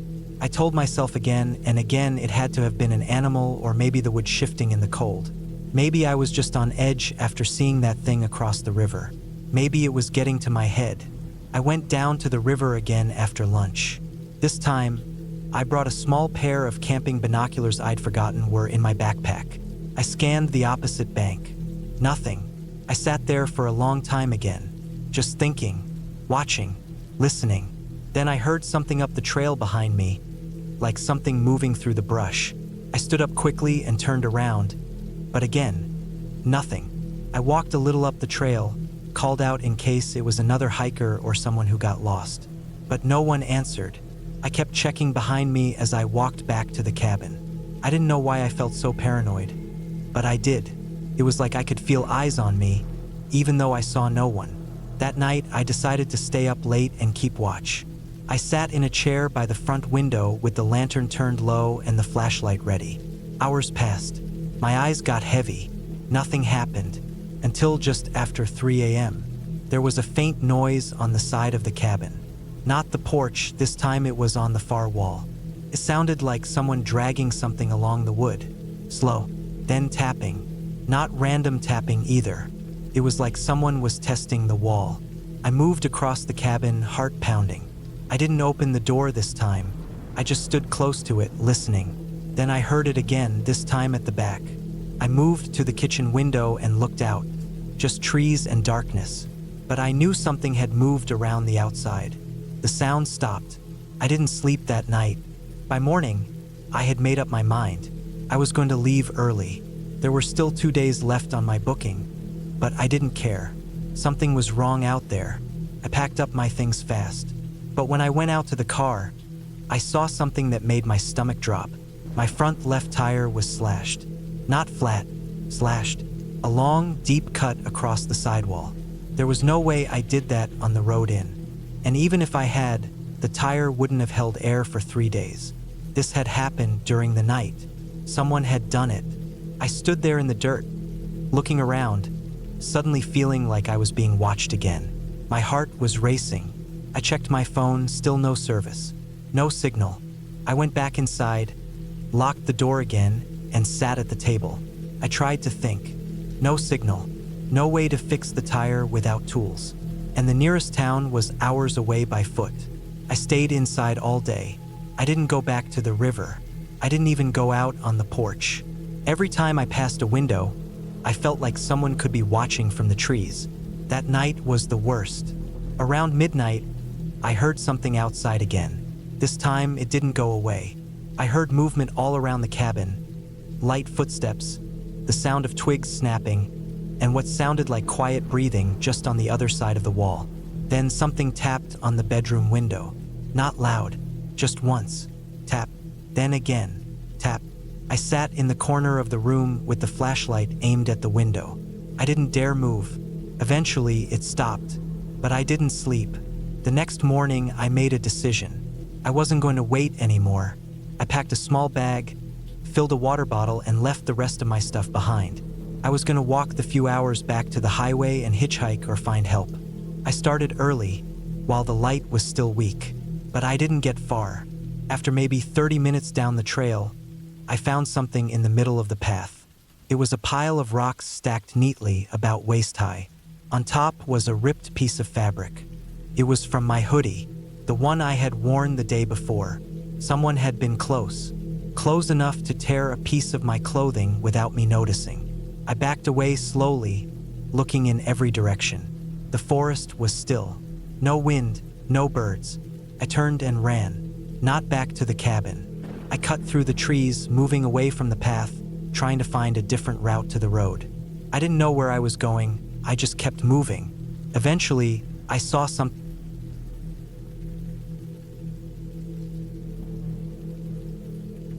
I never liked asking people for help, and I didn't like city noise either. That's what led me to the cabin in the first place. I had just quit my job in late autumn of last year. I was burned out and angry at everything. My boss, my coworkers, even myself. For months, I'd been running on caffeine and stress, barely sleeping, eating whatever I could heat up in a microwave at 2 a.m., and trying to convince myself that working 12-hour days was something to be proud of. So when I finally snapped, I packed a duffel bag with essentials and drove north. I found a cabin through a guy I used to know from college. He was living out in a more remote part of the province now and told me I could rent this little off-grid place for as long as I wanted. No neighbors, no internet, no one checking in. It was supposed to be the kind of place where you could reset your mind, as he put it. At that point, I was willing to try anything that didn't involve my phone vibrating in my pocket every 20 seconds. The cabin sat in the thick woods about 2 hours away from the closest town. You had to take a dirt road from the highway, and then a narrower trail past a collapsed wooden fence and some overgrown fields. When I first got there, I was struck by how quiet it was. The only sounds were wind in the trees, distant bird calls, and my tires crunching the gravel. There was no phone signal out there, no power lines, and no lights except what you brought yourself. It wasn't big, just one floor with a sleeping loft above the main room. It had a wood stove, an old iron sink, a table with 2 chairs, and a small cot upstairs. There was a shed in the back with chopped wood, and a rain barrel near the front porch. My friend had warned me to bring canned food and a camping stove, which I did, along with some basic tools, flashlights, batteries, a map, and a radio I wasn't even sure worked anymore. The first few days were peaceful in a strange way. I woke up when the light came through the slats in the wall, spent most of the day reading or chopping wood, and fell asleep when it got dark. There was no pressure, no one expecting anything from me, no traffic, no screens. I even started journaling in a cheap notebook I had thrown in my bag, just to make sense of the quiet. On the 4th night, I started noticing things that didn't make sense. It began with small stuff. When I went out early one morning to grab more firewood, I found one of the logs from the pile split and lying on the ground a few feet away. I hadn't touched it. I figured maybe I had knocked it off the top without realizing the night before, or an animal had dragged it. I shrugged it off. Then, 2 days later, I came back from a long walk in the woods to find the door to the cabin slightly open. I was sure I had latched it. The wind had picked up a little that day, but not enough to push open the heavy wooden door. I started to feel uneasy. I checked inside. Nothing seemed disturbed. My bag was still where I left it. My food was untouched. I even looked upstairs. Everything looked fine, but I couldn't shake that feeling that something was wrong. By the end of the week, I started to get paranoid. I didn't want to admit it to myself at first, but I started checking over my shoulder every few minutes when I was outside. I kept scanning the tree line as I chopped wood. I started latching the door, then checking it twice. I even kept the axe inside with me at night. I told myself it was for convenience. Then one night, I woke up to a sound outside. It wasn't loud. It was something subtle, like the crunch of leaves under a boot. I stayed completely still in the loft, listening. I could hear something or someone walking slowly past the cabin. It wasn't an animal. The steps were too steady, too measured. I didn't have any way to see outside without getting out of bed, but I couldn't bring myself to move. I just lay there, my hand gripping the axe, listening to those slow steps fade into the trees. The next morning, I walked around the cabin and found the rain barrel lid open. I had closed it the day before. There were faint marks in the mud nearby, like someone had stood there, shifted their weight a few times, then walked off toward the trees. I knelt down and tried to see if they were boot prints, but the ground was too soft and broken up. My chest felt tight. My first thought was that maybe a hiker had gotten lost, but that didn't explain why they'd be out in the woods in the middle of the night, not knocking or asking for help. And why had they left without taking anything? I told myself I was being paranoid, that maybe it had just been a raccoon or a bear. I tried to go about my day, but I couldn't concentrate. I kept glancing at the tree line, trying to catch any movement. I couldn't tell how long I stood there staring before I realized I wasn't alone. About 50 yards away, just between two tall pines, I saw a figure. I didn't see his face, but I could see his outline. He wasn't wearing bright clothes like a hiker might. He had a heavy coat, dark pants, and a hood. He wasn't moving. He was just standing there, facing the cabin. My stomach dropped. I stared back. He didn't wave. He didn't say anything. After maybe 10 or 15 seconds, I turned to go back inside the cabin, grabbed the axe, and when I looked again, he was gone. That was when everything changed. I started keeping the axe beside me at all times. I moved my cot downstairs so I could sleep next to the wood stove and closer to the door. I barely slept that night. I kept expecting to hear the footsteps again, but I didn't. Still, I knew someone was out there, watching, waiting. The next few days were hell. I didn't see him again, but I started noticing more signs. Small things. My food supplies seemed lower than they should have been. The nails I kept in a little tin near the windowsill were spilled across the floor one morning. A rock had been placed right at the edge of the porch, perfectly centered, like someone had deliberately left it there. I felt like I was losing my mind. I even started talking to myself, just to break the silence. But no one ever answered, and that somehow made it worse. On the 10th day, I finally snapped. It had been snowing lightly the night before, and when I stepped out in the morning, I saw footprints. They circled the cabin. They weren't mine. I followed them as far as I could into the woods before they vanished in the underbrush. I was too angry to be scared anymore. I shouted into the trees, demanding whoever was out there to leave me alone. But the only reply was the wind. That night, I didn't sleep. I sat in the corner with the axe in my lap, eyes fixed on the door. Every creak of the cabin, every gust of wind, made my heart race. Around 3 a.m., I saw something move outside the window. I didn't wait.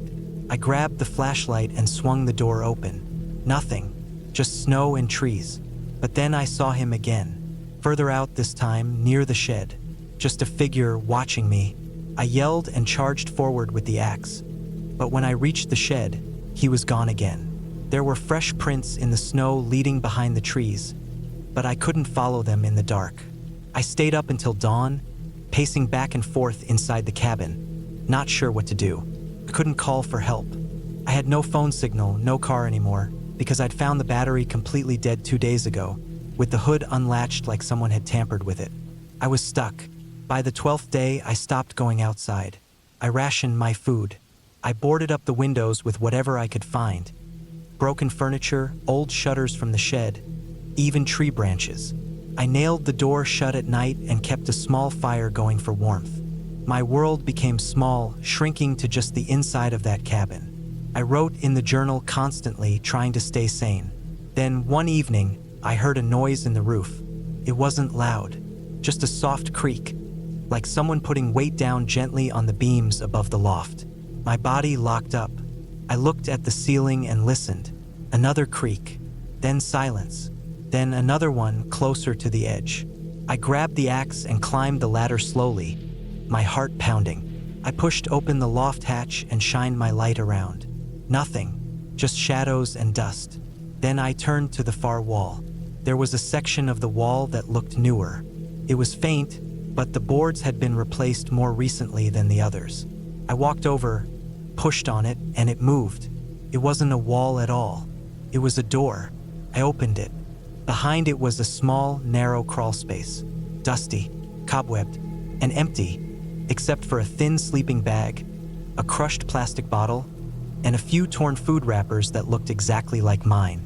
He had been living in the walls. That's when I realized it. This wasn't a stalker from the woods. This man had been inside the cabin all along.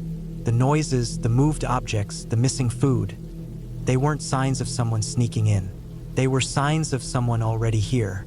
I backed away, my legs shaking, and almost fell down the loft ladder.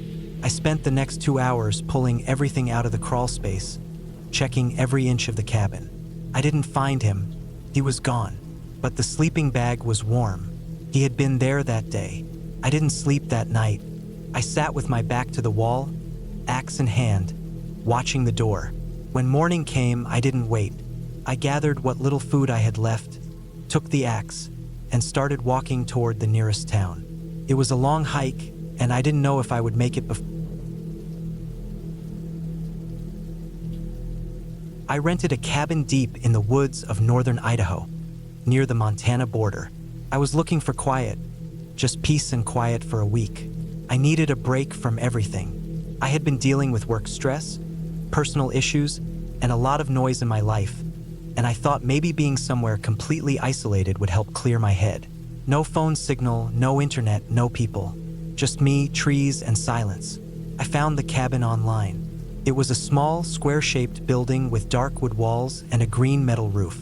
The pictures showed a single bedroom, a small kitchen, a wood stove, and a porch that faced out toward a stretch of open land and dense forest beyond. It was owned by some older guy who lived a couple hours away. He didn't want to deal with Airbnb, so I wired him money directly after a phone call and got the key through the mail with a handwritten note and instructions.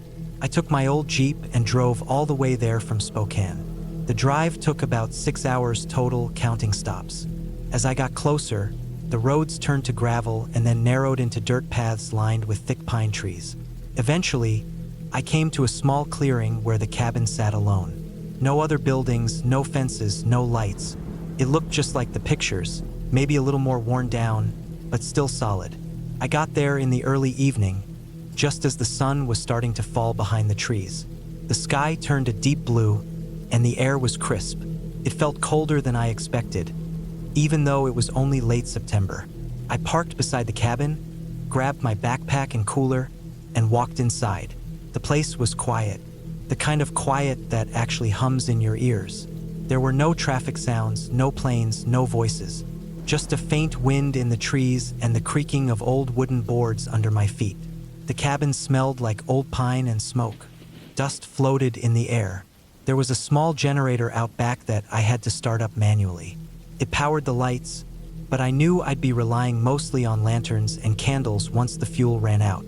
The first night was peaceful. I made a simple dinner on the gas stove, had a beer on the porch while listening to the wind, and then went inside when it got too cold. I lit a fire in the wood stove, crawled into bed, and listened to the crackling as I drifted off. The next morning, I woke up early. It was cold inside the cabin, so I got the fire going again and heated some water for coffee. I stepped out onto the porch and looked at the forest. Mist was hanging low between the trees, and the grass around the cabin was wet with dew. I stood there for a while, sipping coffee and letting my thoughts wander. The first couple of days were uneventful. I spent my time reading old paperbacks, taking short hikes, chopping wood, and just sitting on the porch. I wrote in a small notebook, tried some sketching, and cooked simple meals. There was nothing to distract me, and I felt like I was finally unwinding. But by the third night, something started to feel different. It wasn't anything dramatic, just little things, like the sound of sticks snapping at night, or the feeling that something was watching from the edge of the trees. I'd look up sometimes from the fire and feel like something was just out of view, just behind the dark line where the porch light didn't reach. I told myself it was deer, or raccoons, maybe a bear. The owner had mentioned in his note that the area had black bears, but they usually didn't come close to the cabin unless food was left out. I was careful not to leave anything out. I kept my trash sealed and stored everything in containers. But the sounds kept happening. On the fourth night, I was lying in bed when I heard something knock against the cabin wall outside. It was soft like a hand brushing wood. Then it came again, a little louder. I sat up and held my breath. The fire was dying out, and the room was mostly dark except for the red glow of embers. The knock didn't come again, but I stayed awake for a long time after that, staring at the ceiling and listening. I thought about going outside with a flashlight, but something in my gut told me not to. I just stayed in bed and waited until the sky started to lighten. That morning, I walked around the cabin. I looked at the walls, the windows, the ground. I didn't see any footprints, but the ground was dry and hard-packed, so I didn't expect to. Still, something felt wrong. The next day, I kept myself busy. I went for a longer walk into the woods about a mile out and made a loop back. It was quiet in the forest. Birds chirped, leaves rustled, but it felt empty. I didn't see any animals the whole time, not even a squirrel. Back at the cabin, I started feeling uneasy again in the evening. I had the fire going, the generator humming faintly outside, but I couldn't shake the feeling of being watched. That night was the worst. I was in bed, half asleep, when I heard it again. This time it wasn't just a knock. It was footsteps, slow, crunching footsteps in the gravel just outside the window. I froze. My heartbeat got loud in my ears. I pulled the blanket up and listened. The footsteps stopped right outside the window. I didn't move. Then I heard breathing, actual breathing, slow, steady breathing, like someone was standing just on the other side of the wall. I stayed completely still. After what felt like forever, the breathing stopped. The footsteps moved away. Then nothing. I didn't sleep at all that night. I lay there, stiff, waiting for any sound. When the first light came through the window, I got up, put on my boots, and went outside. There were footprints, not animal prints, human prints, in the softest patch of dirt by the side of the cabin. They were fresh. I followed them a little way, but they disappeared into the trees quickly. The ground was too dry to track much farther. I knew then that someone was out there. I packed my things that morning. I put everything back in the Jeep, filled up the gas can from the backup tank, and tried to start the engine. It didn't start. I tried again. Nothing. Just a slow click. The battery was dead. I checked the terminals. They were clean. I didn't leave any lights on. The battery was less than 6 months old. It didn't make sense. I tried not to panic. I had a backup plan. I had a small solar battery bank with a radio and emergency beacon. I set it out to charge, but the clouds had rolled in thick that morning, and it wasn't pulling much power. I decided to stay one more night, just to see if I could get enough charge to call out or flag someone. I kept the cabin locked tight. I brought the axe inside. I sat with my back against the wall and listened for hours. That night, I turned off all the lights. I sat in the dark with the fire out. I wanted to hear everything. Around midnight, I heard the footsteps again. This time, they circled the cabin slowly. I could hear them crunching the gravel, moving past the porch, stopping near the back wall, moving again. Then I heard the doorknob rattle. It was soft, but it was clear. Someone was trying to open the door. I stood up slowly, holding the axe. My hands were shaking. I didn't say anything. I just waited. The doorknob stopped moving. Then the footsteps moved away again. In the morning, there were more prints. This time I found two different shoe sizes. One set was heavy boots. The other looked smaller, maybe even barefoot. They didn't come from the woods. They came from the direction of the old trail that ran deeper into the hills. I had seen that trail but never followed it. It didn't look maintained. It was overgrown and narrow, like it hadn't been used in years. I took my backpack, loaded only the essentials: knife, flashlight, food, water, axe, and I walked the trail. I don't know why I did it. Maybe I wanted answers. Maybe I was just too scared to wait another night. The trail twisted through dense pine, climbing slowly. After about 20 minutes, I saw something through the trees. A clearing. In the middle was an old shack. It was smaller than my cabin, falling apart, with a broken roof and missing boards. There was trash scattered outside. Old cans, burned wood, torn cloth. I stepped closer, cautiously. There was no sound. No birds, no wind. Just silence. I looked through a gap in the wall. There were sleeping bags. 2 of them. Dirty. Torn. There were wrappers and empty food containers. Some looked fresh. I backed away slowly. I didn't run. I just walked away, keeping my ears open. I made it back to my cabin, heart pounding the whole time. I stayed out on the porch the rest of the day with the axe and the emergency radio. That night, I didn't sleep. I kept the lights off and the axe beside me. Around 2 a.m., I saw a light in the woods. Just a small flashlight beam moving between the trees. It wasn't heading toward me directly, just passing through the forest, maybe watching. It disappeared after a few minutes. At dawn, I tried the Jeep again.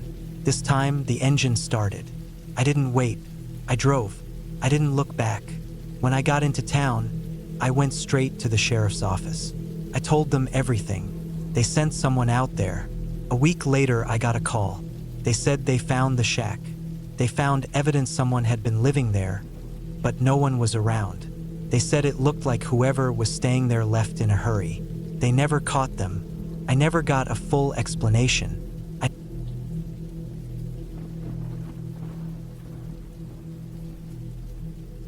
I don't even know why I said yes. It wasn't like I had something to prove. I wasn't trying to be brave or wild, or one of those people who post photos from the woods with captions like asterisk, nature heals. Asterisk, I just wanted quiet. That's all it was. Just quiet. It had been a rough few months. My job had drained me. Long nights, pointless meetings, pressure building like something sharp stuck under my skin. I was tired all the time. Couldn't sleep. I stopped returning calls. My apartment started to smell like old socks and cold takeout. I wasn't living, I was floating. A blank face in the mirror every single day. So when a guy I worked with mentioned he had a family cabin up in the northern hills that he never used and said I could borrow it if I wanted, I just said yes. I didn't even ask too many questions. He gave me a key and a printed map and said it was about 2 hours north, mostly dirt roads once I passed the last town. It was early January, cold, gray, dull days, the kind where time slows down and everything looks like it's been dipped in ash. I left on a Tuesday, just after noon, with 2 duffel bags packed in the trunk of my car. One had clothes and the other had food, cans, protein bars, stuff that didn't go bad. I had a small cooler with ice, but I figured the weather was cold enough to keep everything fresh outside if needed. The first part of the drive was smooth, highway for an hour. I had music on but turned it off after a while. Didn't feel like hearing anything. The town my coworker mentioned was small, gas station, post office, 1 grocery store.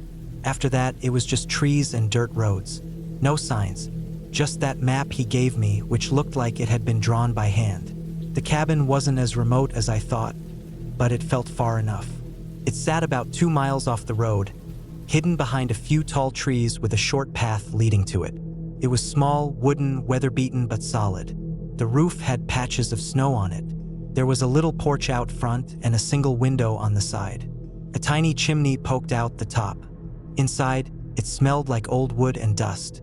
The furniture was basic: a couch, a table, 2 chairs. There was a small kitchen area with an old gas stove and a counter. A narrow hallway led to a bedroom and a bathroom. No TV, no Wi-Fi. A small stack of firewood by the fireplace. A metal heater in the corner. I didn't expect much more, and I didn't want more. I just wanted to be alone for a few days.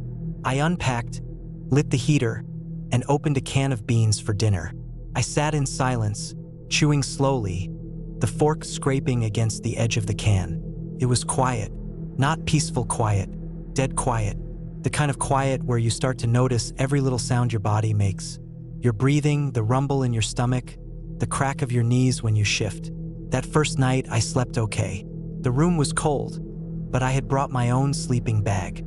The mattress was stiff and smelled like it hadn't been used in years. I listened to the wind outside for a while, then drifted off. The next day, I explored a little, walked around the woods behind the cabin. The ground was frozen solid. Snow covered most of the area, about an inch thick. It had that icy crust on top that cracks when you step on it. I followed some old tire tracks for a while, but turned back when they led into thicker trees. Didn't want to get lost. I didn't have cell signal out there. Back at the cabin, I read a little, then napped. I didn't do much else.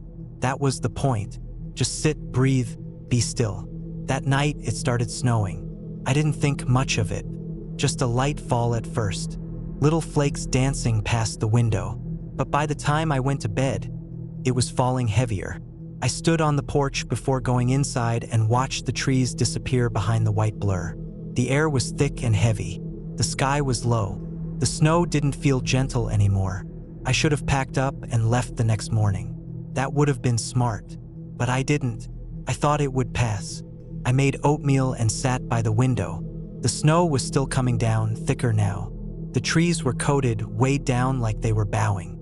My car, parked a few yards away, was already half buried. I waited another day, then another. By the 4th day, I was completely snowed in. The road back was gone, just a sea of white. My car wouldn't start, battery frozen or dead. I tried digging it out, but the snow was too deep and packed. I didn't have proper boots, only sneakers. My jeans soaked through fast. My hands stung from the cold. I was trapped. First, I tried to stay calm. I had enough food for maybe a week. Water came from the tap, but it tasted like rust. I started boiling it. I kept the heater going, but the gas was limited. I didn't know how long it would last. I used the fireplace at night, but the firewood pile was small. I started rationing it. Every sound outside made me pause. Wind howling, branches cracking, a thump once loud, sudden. I opened the door and looked around. Nothing. Maybe snow falling off the roof. Maybe something else. I started to notice shapes in the woods. Shadows that didn't look right. But when I stared, they'd vanish. Just trees. Just snow. That's what I told myself. I lost track of days. Time blurred. I wrote little notes in a journal to mark the date, but I kept getting confused. The cold made it worse.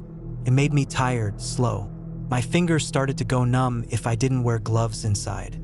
Then things started going wrong. First, the heater stopped working. I checked the tank, empty. I had burned through more gas than I thought. That left the fireplace. I counted the logs, 15. I used one every night, maybe 2. That gave me a week max. Then the tap water stopped. Pipes must have frozen. I melted snow, but it tasted strange, like dirt or something else. I boiled it longer, but still felt off drinking it. My stomach ached constantly. One night, I heard footsteps. Not wind, not branches. Footsteps. Slow, heavy, crunching through the snow. They came up to the porch, then stopped. I didn't move. I didn't even breathe. I sat on the floor near the fireplace, heart thudding. I waited, eyes fixed on the door. I didn't hear a knock, didn't hear the door handle. Just nothing after that. I don't know how long I sat there. Maybe an hour, maybe more. In the morning, I opened the door and looked down. Footprints, not boots, bare feet, human-sized, but no shoes, just prints in the snow walking up to the porch, then away. I followed them a little. They led into the woods. No sign of anyone. I stayed inside after that. I locked the door. I pushed a chair against it at night. I kept the fireplace low. Tried not to move. Tried not to breathe too loud. The food was running out. I was down to beans, 2 protein bars, and a packet of dry rice. I ate once a day. Small bites. I didn't feel hungry anymore. Just sick. Weak. The wind picked up one night. I thought the roof would rip off. Something slammed against the cabin twice. A branch? An animal? Then I heard the door handle jiggle. Slow. Careful. Then harder. Then stillness. I didn't move. My chest was tight. My fingers curled around the handle of the fire poker. I waited. I didn't sleep. The next morning, the door was open an inch. I know I locked it. I know I pushed the chair against it. But it was open. Outside, more footprints. Same bare feet. I closed the door. Locked it. This time I pushed the table against it too. Something was out there. Or someone. The next few days were a blur. I barely slept. I barely ate. I heard things. Scratching on the walls. Soft knocking on the window. Something moving just outside the light. I didn't look. I didn't want to see. I stopped using the fireplace. I stayed in bed, curled in my sleeping bag, wearing every layer of clothing I had. I shivered constantly. My lips cracked. My feet turned blue at the tips. I tried wiggling my toes every hour to keep the blood moving. Then one morning, the window was shattered. Glass everywhere. Snow blowing inside. I covered it with a blanket and nailed it down with pieces of wood I broke off a chair. But that didn't stop the cold. That night, I heard something inside. I swear I did. A creak. A soft footstep. Behind me. But when I turned, there was nothing. Still, I didn't sleep. I sat in the corner, facing the door, holding the poker. Waiting. The days dragged. I marked another X in the journal.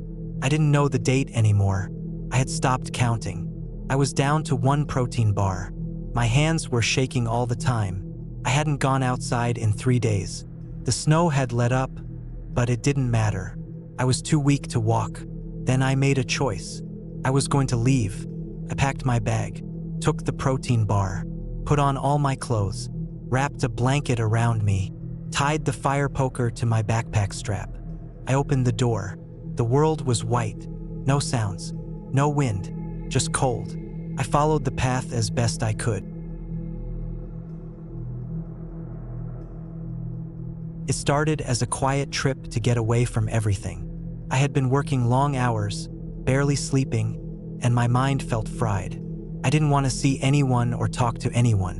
I just wanted to sit somewhere alone, in the woods, where I could think and breathe.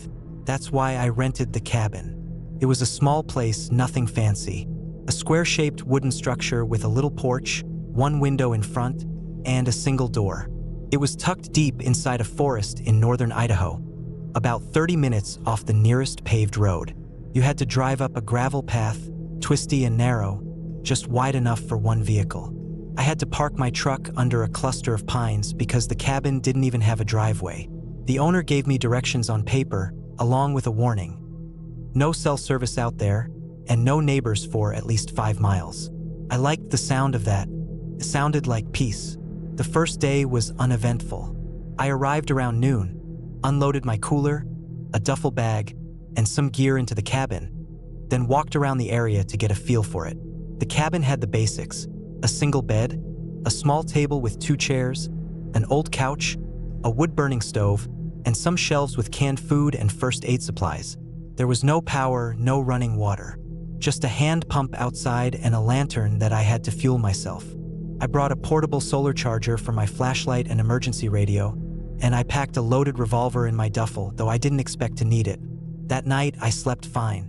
The woods were quiet, and the air was cool. I left the window cracked a bit to let some breeze in. I woke up a couple times to unfamiliar creaks from the old wooden frame of the place, but nothing out of the ordinary. It was the second day that things started to feel wrong. I went for a long walk that morning, maybe 4 or 5 miles into the trees. I followed a barely visible animal trail through thick pine and spruce, snapping pictures of mushrooms and weird tree formations along the way. When I got back to the cabin that afternoon, I noticed something I hadn't left out. A folded piece of white cloth sitting on the porch railing. It was small, like a handkerchief or bandana, and it was clean. I stood there for a while staring at it. I hadn't left it there. I was sure of that. I hadn't seen it when I left that morning. I picked it up with 2 fingers. It didn't smell like anything, just cloth, but it was perfectly folded. The edges tucked tightly like someone had taken their time. That bothered me. I looked around the woods near the cabin. No sign of anyone. No tire tracks. No footprints. Just birds chirping and wind swaying in the trees. I set the cloth on the porch floor and went inside, locking the door behind me.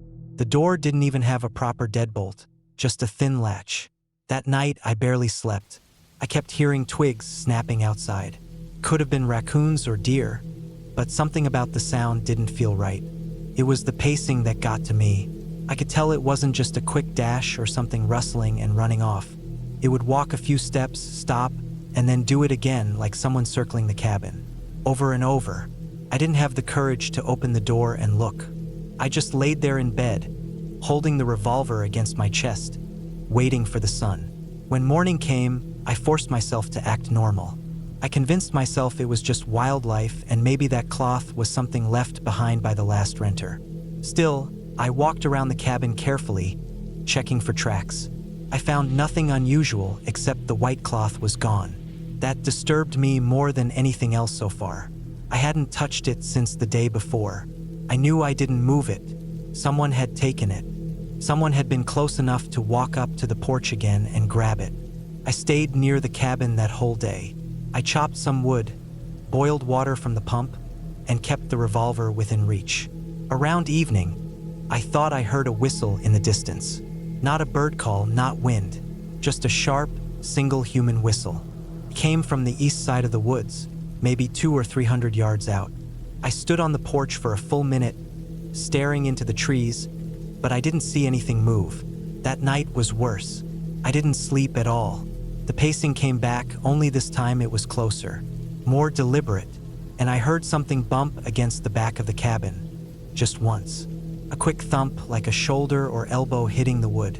Then silence for almost an hour, followed by another whistle. Closer.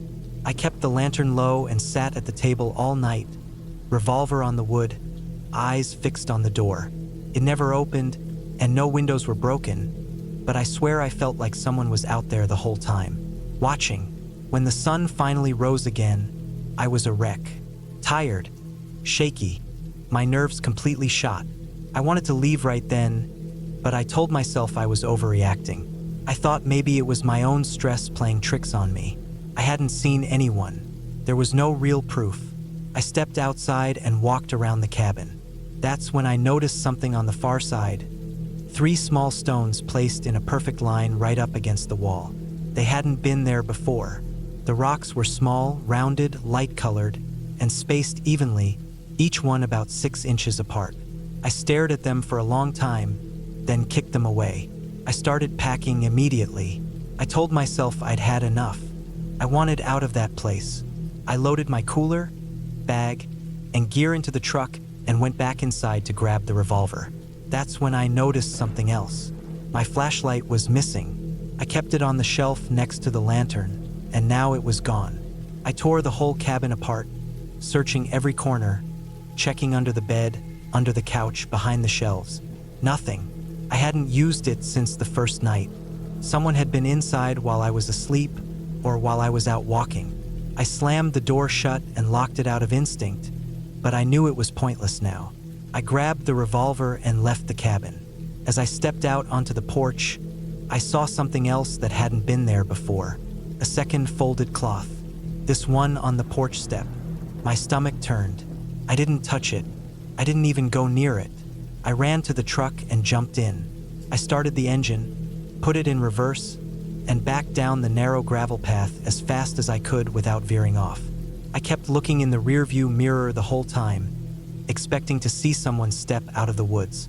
But there was nothing, just trees. I made it back to the main road in 20 minutes and drove straight to the nearest town, still gripping the wheel like I was being chased.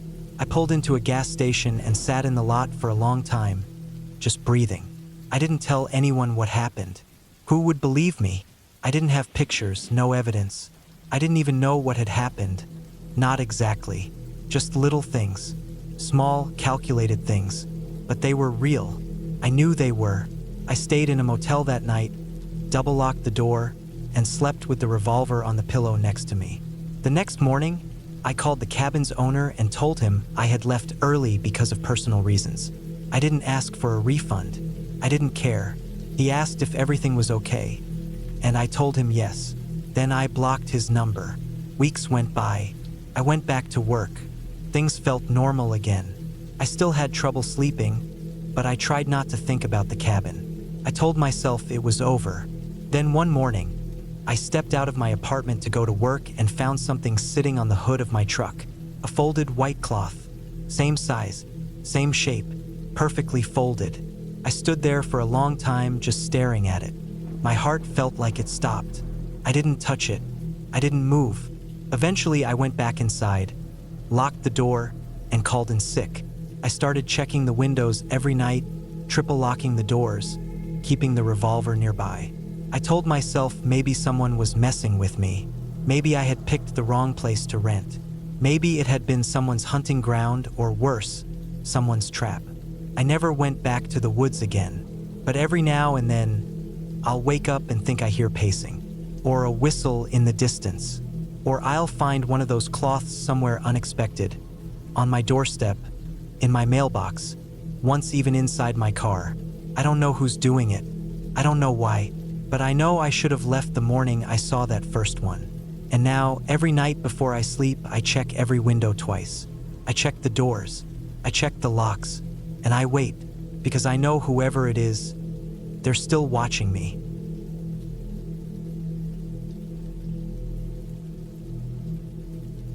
I had been working nonstop for almost 8 years. No long breaks, no proper vacations. I was living in a small apartment in the city, working freelance as a website designer. It paid well and I had my own hours, but I had become mentally drained. Every day felt the same. I was always staring at screens, sleeping late, waking up tired, drinking more coffee than water. The pressure of deadlines and the silence of working alone had slowly started messing with my head. My heart wasn't in anything anymore. My brain felt like it was always running but never going anywhere. I couldn't even remember what a normal day outside the apartment felt like. So I decided I needed a break. I needed somewhere quiet. No phone, no emails, no traffic, no neighbors. I didn't want to go to some hotel or beach or tourist spot. I wanted real quiet, real peace. I started looking at cabin rentals deep in the woods.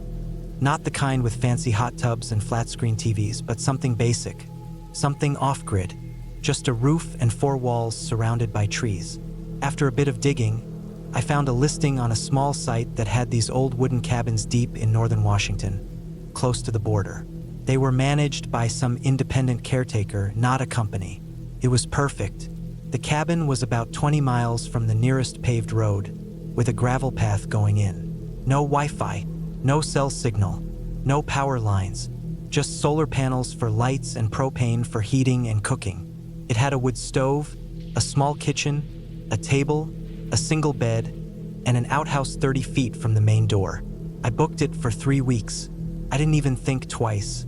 I didn't tell anyone where I was going. Just left a short message with my sister that I was heading out of town and would be off-grid. I packed some dry food, canned goods, basic tools, a knife, a flashlight, 2 power banks, a lighter, a few paperbacks, my hiking boots, and some warm clothes. I also brought a journal to maybe start writing again. The day I drove out, it was cloudy. Gray skies, chilly breeze, and the scent of fall in the air. I stopped for gas in a tiny mountain town, filled up the car and my thermos, and then took the gravel path into the forest. The road was bumpy and narrow. Pines and spruce trees were thick on both sides. After about 30 minutes of slow driving, the trees opened up a little, and I saw the cabin up ahead. It looked like something from the 1970s. Old wood, faded panels, a small porch with chipped steps, and a metal roof that had patches of rust. The windows were small and had wooden shutters. There was a stack of chopped firewood to the side, a water barrel near the back, and the outhouse was behind a thin line of trees. It was quiet, very quiet, the kind of quiet that feels heavy. No cars, no people, no hum of electricity, just the wind and the sound of birds. I unpacked slowly, took my time placing things inside. The cabin smelled like dust and old pine wood. The floor creaked, and the windows were a bit dirty, but it felt cozy. I lit the stove to get some warmth going, then stepped outside and looked around. The forest was thick. I couldn't even see the road from the cabin. Just endless trees, moss, ferns, and fallen branches. I stood there for a few minutes and let the silence settle in. It was strange but peaceful. The first night was uneventful. I made a simple dinner on the gas stove, sat at the table with a book, and then went to bed early. The bed was a bit stiff, but the blanket was warm. I could hear the wind brushing against the cabin walls and the occasional rustle of something outside, but it didn't bother me. I told myself it was just wildlife. Raccoons, birds, maybe a deer. The next few days passed slowly. I read. I walked around the woods during the day, staying within sight of the cabin. I collected some kindling, chopped a bit of wood, boiled water for tea, and started writing in the journal. My head began to clear up. I felt lighter. No buzzing phone, no deadlines, no rush. I started to sleep better. My appetite came back. For the first time in a long while, I felt like I was doing exactly what I needed to be doing, nothing. But by the end of the first week, small things started to feel off. I didn't notice it all at once. It was slow. One morning, I found boot prints outside the cabin. I had gone out early to get some water from the barrel, and near the side of the cabin, in the dirt, I saw fresh prints. They weren't mine. My boots had a thick tread with a broken heel on the left foot. These prints were different, smaller, narrower, like hiking boots maybe. They led from the back of the cabin toward the edge of the trees. I looked around, but there was no one. The woods were quiet as always. I told myself maybe it was from the caretaker or maybe a hunter passing by, but it stayed in my head all day. That evening, I walked around the cabin and checked everything. Nothing was disturbed, nothing stolen. The shutters were still locked. The firewood was untouched, but I couldn't shake that feeling that someone had been near while I slept. A few days later, I woke up in the middle of the night to a strange sound. It was a short, quick thud, like something hitting wood.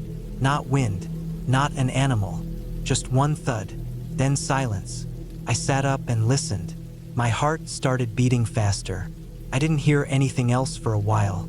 Then maybe 5 minutes later, another thud, softer this time. I stayed still, trying to figure out where it was coming from. It sounded like it was near the back wall. I didn't have the guts to go outside in the dark, so I stayed in bed with my flashlight on, not sleeping until the sun came up.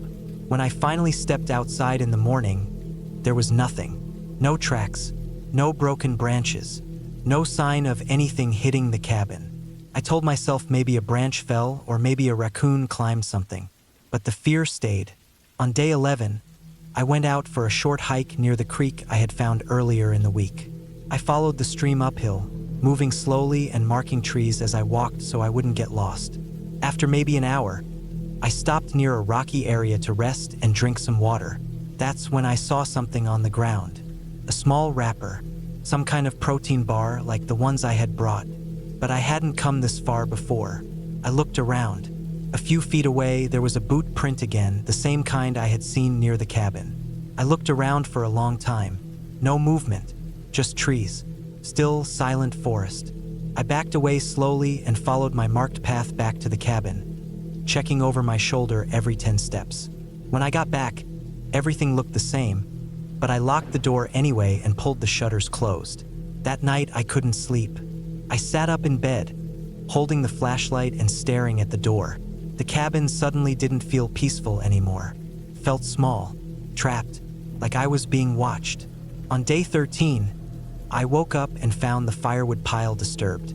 A few logs were scattered on the ground like someone had kicked them or pulled from the middle of the stack. Again, No prints, no tracks, but it hadn't been windy, and I hadn't touched the pile in 3 days. I started to get angry now.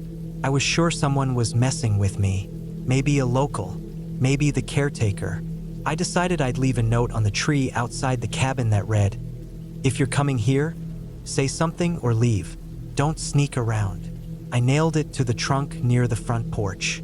Then I kept my axe closer. By now, my nerves were wrecked. I was jumping at sounds. Every creak, every branch. I hadn't slept properly in 2 days. I was eating less. I didn't even write in the journal anymore. I just kept listening. On day 15, I left early in the morning with my bag and hiked back to where I had found that wrapper.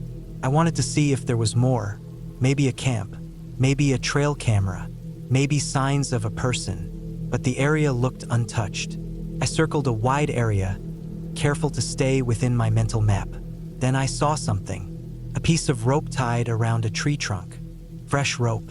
New, clean. And it had been tied intentionally, like to mark something. I followed in the direction it pointed. Maybe 50 yards in, I saw more. Another rope, then another, like a breadcrumb trail leading somewhere. I stopped. My stomach dropped. It was too quiet. Then I saw it. A small tent, barely visible through the brush. Dark green, low to the ground. Hidden. No fire. No sign of movement. But someone had definitely camped there recently. I stood still for minutes. I didn't move.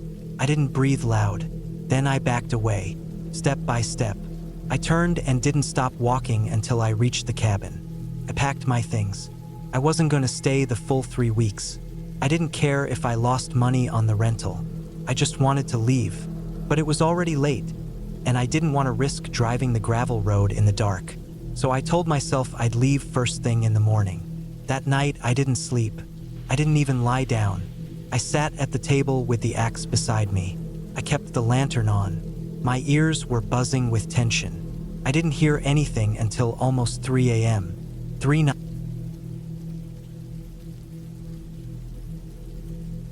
I was 34 when I decided to spend some time alone in the mountains. I had been living in the city for too long, and it had started wearing me down in ways I didn't fully understand until it became too loud to ignore. I had a decent job, a small circle of friends, a routine, but I wasn't feeling anything. I wasn't depressed, at least not in the usual sense. I was just flat. I'd stare at my phone for hours, scroll through stuff I didn't care about, eat junk food, and go to sleep with this fog in my head. Sometimes, I wouldn't even remember what I did all day. One night, after staring at my computer screen for nearly 5 straight hours without actually doing any work, I closed my laptop and decided something had to change. I didn't want to go to therapy. I didn't want to go to some group session in a church basement. I didn't even want to talk to anyone. I just wanted to go somewhere far away, somewhere quiet, where there was no Wi-Fi, no social media, no traffic noise, and nobody expecting anything from me. I wanted to be away from everything. A week later, I found an old cabin listed on a niche rental site. It wasn't on Airbnb. It was one of those listings posted by people who clearly didn't know how the internet worked. It looked like it had been made by someone using dial-up internet. The photos were grainy, probably taken with an old digital camera, but the place looked exactly like what I wanted. Basic wooden structure, isolated, no visible neighbors, surrounded by trees, and far away from any major town. The listing said the cabin was in northern Idaho, about 15 miles from the nearest paved road. No internet, limited cell service, no electricity except for a solar battery setup that ran a few lights and a mini fridge. Heat came from a wood stove. Water came from a pump outside. It was exactly what I was looking for. Just pure silence, basic survival, and time to think. I booked it for a month. I packed enough food for 30 days, cans, dried goods, peanut butter, instant coffee, powdered milk, things that didn't need refrigeration. I brought books, a notepad, a flashlight, 2 spare batteries, a hand crank radio, and a solar charger for emergencies. I left my laptop behind. I didn't even tell my coworkers where I was going. I just told them I was taking leave to deal with personal matters. It was mid-September when I drove up. The weather was still mild during the day, but you could feel the cold creeping in at night. The trees had started changing colors. Reds, oranges, and deep yellows lined the long gravel road that led to the cabin. The drive itself took nearly 6 hours, most of it through twisting forest roads. When I finally reached the point where GPS cut out, I followed handwritten instructions the owner had emailed me after I booked. It was another 40 minutes of slow crawling through dirt roads, dodging rocks, branches, and potholes before I finally saw the cabin. It looked older than it did in the pictures. The wood was weathered, almost gray in some spots. Moss grew near the bottom, and the windows were small and a bit foggy. But it stood solid, no broken boards or signs of rot. There was a porch out front with a single wooden chair, and off to the left was a small outhouse with a crescent moon carved into the door like something out of an old cartoon. Behind the cabin was a steel water pump sticking out of the ground, and farther back was just thick forest, stretching into the hills. I unpacked quickly. There wasn't much to do, really. I stored the food inside the small pantry, lit a fire in the wood stove, set my flashlight near the cot where I'd be sleeping, and went outside to pump some water. The air smelled like pine and dry leaves. It was crisp and clean in a way you only get far from people. No hum of electricity, no distant sound of engines, just the wind and birds. The first few days were peaceful. I slept better than I had in months. I'd wake up with the sun, make oatmeal, read for hours, walk in the woods, chop firewood, sit on the porch and just stare at the trees. There was no need to check my phone, no reason to look at a screen. I could feel something in me start to unwind. I even started journaling, which I had never done before. Just little thoughts, things I noticed, how I felt, what I remembered. But then little things started happening. It began with a noise. On the 5th night, around 2 in the morning, I woke up to what I thought was a branch snapping outside. Not like a twig, more like a heavy crack, loud enough to wake me. The kind of sound a thick log makes when it breaks under pressure. I sat up in the dark, heart thudding, and grabbed my flashlight. I didn't turn it on right away. I waited, just listening. Nothing, just wind in the trees. I finally turned on the flashlight and pointed it at the front window. The glass was fogged, so I couldn't see clearly. I walked to the door slowly and opened it just a crack. Cold air rushed in. I stepped out and scanned the area. Nothing moved. The forest was still. I stood there for maybe 5 minutes, just waiting, but nothing else happened. I figured maybe a tree branch had snapped from old age or maybe an animal had stepped on something. I went back to bed and told myself not to overthink it. The next morning, I walked around the cabin just to be sure. I found a snapped branch about 30 feet away, thick and dry, laying across a patch of grass. No footprints, no claw marks, nothing strange. I told myself it was normal. Nature does that. Trees fall, branches break. I let it go, but 2 nights later it happened again. This time it wasn't a snap, it was a scraping sound, like something dragging against the side of the cabin. I was lying in bed when it started, maybe around midnight. First it was soft. I thought it was the wind pushing a loose branch against the wall, but it didn't stop. Scraped once, paused, then again. Slow, uneven, not like a tree swaying in the wind, but like something deliberate. I sat up and held my breath. The scraping moved. It started near the back corner of the cabin and shifted along the wall, toward the front. Step by step. Long, dragging sounds. I didn't move. I just sat there in the dark, my ears straining. The fire had died down, and the only light was a faint orange glow from the last embers. I didn't go outside this time. I didn't want to. I stayed awake for hours, gripping the flashlight, pointing it toward the door, too nervous to even blink sometimes. But nothing else happened. Eventually, I fell asleep without realizing. In the morning, I went outside again. I walked along the side of the cabin where I had heard the noise. That's when I saw it. There were marks on the wall, faint but real. Thin scratches like something had dragged along the wood. They weren't deep, but they were fresh. I knelt down and looked closely. There were 5 lines, uneven in spacing, too wide for claws, too straight for a fallen branch. They were about waist-high, running nearly 4 feet along the wall. I stood there for a while, just staring. That day, I hiked deeper into the forest to clear my head. I walked for hours, following deer trails, climbing up to a ridge where I could see the hills stretch out in every direction. No signs of people anywhere, just trees and valleys and silence. When I got back to the cabin that evening, everything was still. No new marks, no signs of animals. That night, I stacked firewood inside, locked the door, and kept the flashlight within arm's reach.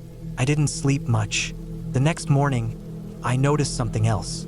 My boots were wet. I had left them inside the door, next to the fire the night before. But when I woke up, they were damp. Not soaked, but wet enough to feel it when I put them on. I checked the floor dry. I checked for leaks, nothing. It hadn't rained. I hadn't worn them the previous day. It made no sense.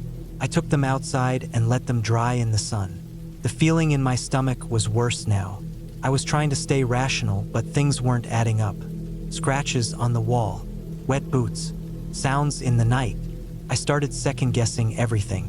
That evening, I sat on the porch for hours, staring into the woods.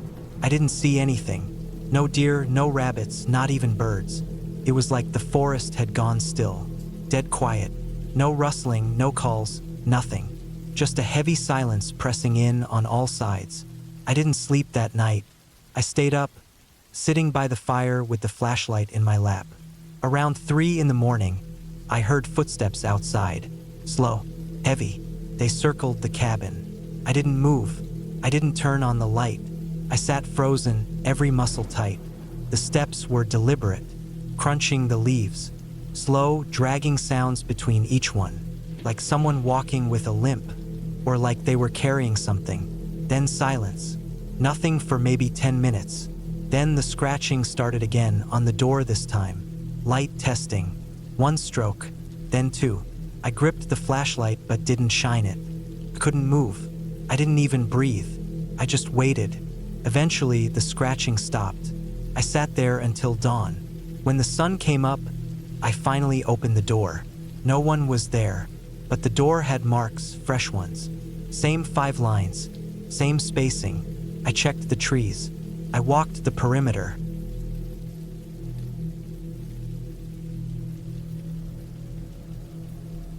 Started with a break.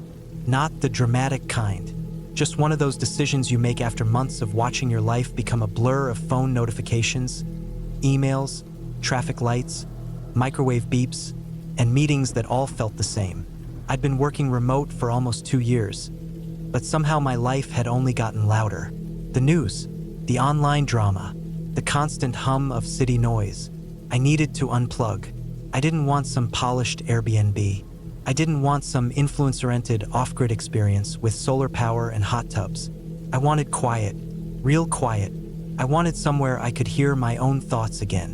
A place where the wind through the trees wasn't drowned out by engines.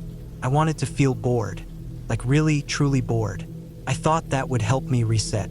So, I rented a small cabin deep in the northern Michigan woods. No Wi-Fi, no cell service, no nearby neighbors. The cabin sat at the edge of a small, unnamed lake. The guy I rented it from wasn't even the owner. He said it belonged to his uncle, and he just helped manage the bookings on and off. It didn't have plumbing, but it had a rainwater tank, a solar battery for the lights, a propane heater, a gas stovetop, and a wood stove for backup. Basic stuff, no frills. I brought books, a journal, my camera, some freeze-dried meals, and enough groceries for 10 days. I didn't tell anyone where I was going. Not exactly. I said I was taking time off up north and that I'd be out of reach. That was it. I drove out there on a Tuesday in mid-October. The trees were deep into fall. Golden yellows, dark reds, almost no green left. It was beautiful and empty. The highway narrowed into a road, the road into a dirt path, and eventually that path turned into something that barely resembled a road at all. Just 2 muddy tire ruts lined with dead leaves and brush. The cabin was smaller than I expected. It looked older too. Sagging roof, moss on the shingles, wooden stairs worn smooth like they'd seen decades of boots. But it looked dry, sturdy. There was an old shed a few dozen yards behind it, half covered by vines. I parked, stepped out, and just stood still. No traffic, no voices, no clicking keyboards, just the wind. For the first couple of days, I adjusted fast. I cooked outside on the propane stove. I read entire chapters by the firelight. I explored short trails near the lake. The cold crept in at night, but I kept a fire going and wore thick socks. I started sleeping longer than I had in years. No alarms, no interruptions. But then small things started bothering me. It started with a chair. I had only used one, the wooden one by the window. The other chair, a folding one with paint stains on the seat, I'd left in the corner by the wall. On the third morning, that chair wasn't in the corner anymore. It was next to the door, facing it, actually. I thought maybe I'd moved it without realizing. Or maybe I knocked it with my backpack. I pushed it back. Later that day, while chopping kindling near the shed, I noticed a boot print in the soft earth beside the water tank. I wore trail runners. These were heavy tread, like construction boots. They weren't mine. I bent down and touched it. Still wet, still fresh. I looked around. Nothing. Just trees. Wind. Dead leaves falling from above. I tried not to panic. Maybe a hunter had passed through. Maybe someone local walked by while I was inside. Maybe the guy I rented it from stopped by. But there was no reason for him to. I paid everything up front. He said I'd have the place to myself. And if he had shown up, why wouldn't he knock? I started locking the door at night. There was only one door and one small window on the front. A second, smaller window was on the back, but it was so fogged with age it was nearly opaque. Still, I dragged the folding chair in front of that back window, just in case. I didn't sleep as well that night. I kept waking up, thinking I'd heard something. But when I sat up, it was always just the wind or the creak of old boards settling. The next morning, I checked the boot print again. It was gone, covered in more leaves. I tried to shake the feeling, tried to tell myself I was making too much of it. I made coffee, read for a while, then went to grab my camera. I'd left it in my duffel, but when I unzipped the bag, the camera wasn't there. I stood still, staring at the empty space in the bag where I'd wedged it between my extra socks and a flashlight. I dumped the whole bag out. No camera.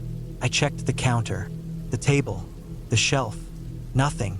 I had taken one photo since arriving, a blurry shot of the lake from the front porch on my first night. I remember putting the camera back in the bag after that. I was sure of it. I stood there, thinking maybe I had put it somewhere else. Maybe near the firewood bin. Maybe I took it out to check the lens and forgot. I checked everything, every shelf, under the bed, even the outhouse, just in case I'd brought it there for some weird reason. It was gone. That night, I didn't sleep at all. Every sound outside made me freeze. I had no gun, no cell signal, and only one way out. My car, parked on a narrow trail about a quarter mile from the main road.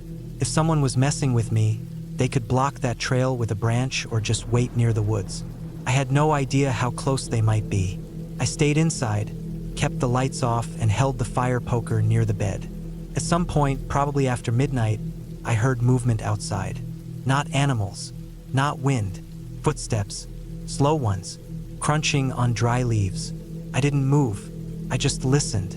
They stopped near the front steps. Then nothing. I waited there until the first light came through the window. When I opened the door, I saw it. Another boot print, this time on the wooden step. Clear, damp, new. I had a choice to make. I could leave. I could pack everything right now, toss it into the car, and try to get out of there fast.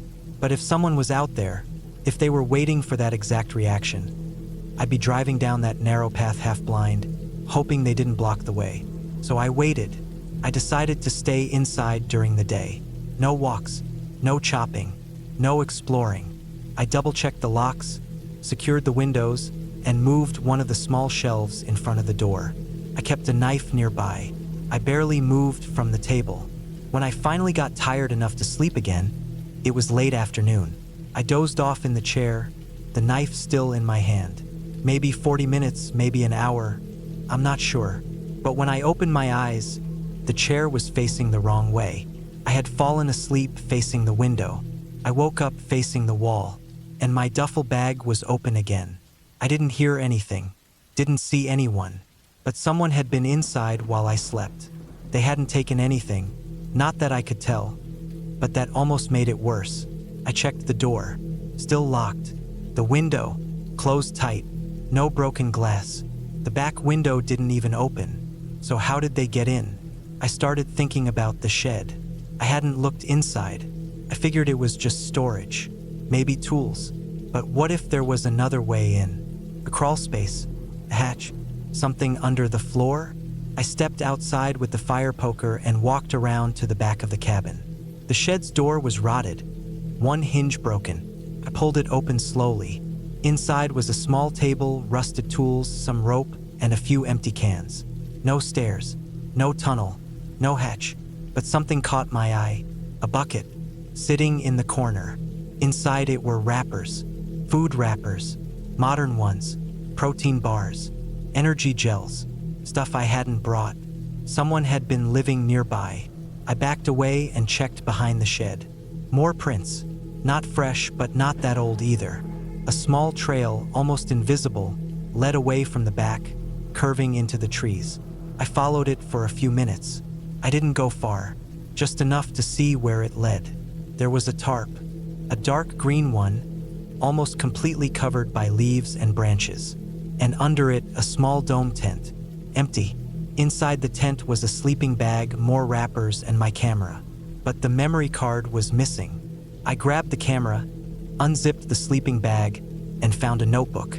It was mostly empty, except for a few pages filled with lists. Not words, just times, dates. Notes like, arrived 10:32 a.m. or left 2:46 p.m. Took me a moment to realize they were tracking me. I backed away slowly and ran. Back at the cabin, I shoved everything into my bag and grabbed my keys. I didn't care if the trail was blocked. To find a way out, I threw everything into the car and peeled down the muddy path, tires sliding on the wet leaves. I made it to the main road and didn't stop until I saw a gas station 2 towns away. I used their phone to call the police. They didn't find the person, but they did find more signs of him. A second tarp deeper in the woods, binoculars, another notebook.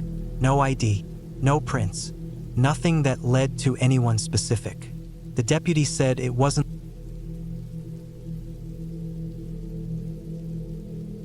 I took the cabin because I needed to be alone. That's what it came down to in the end. I wasn't running from anyone. No fight, no job loss, no relationship drama. I was just tired, mentally exhausted in a way that made me feel like I couldn't hear my own thoughts anymore. The city was loud, people were louder, and I felt like I couldn't even think unless I stepped away from all of it. So when I saw that listing for the old rental cabin out in northern Minnesota, something about it called to me.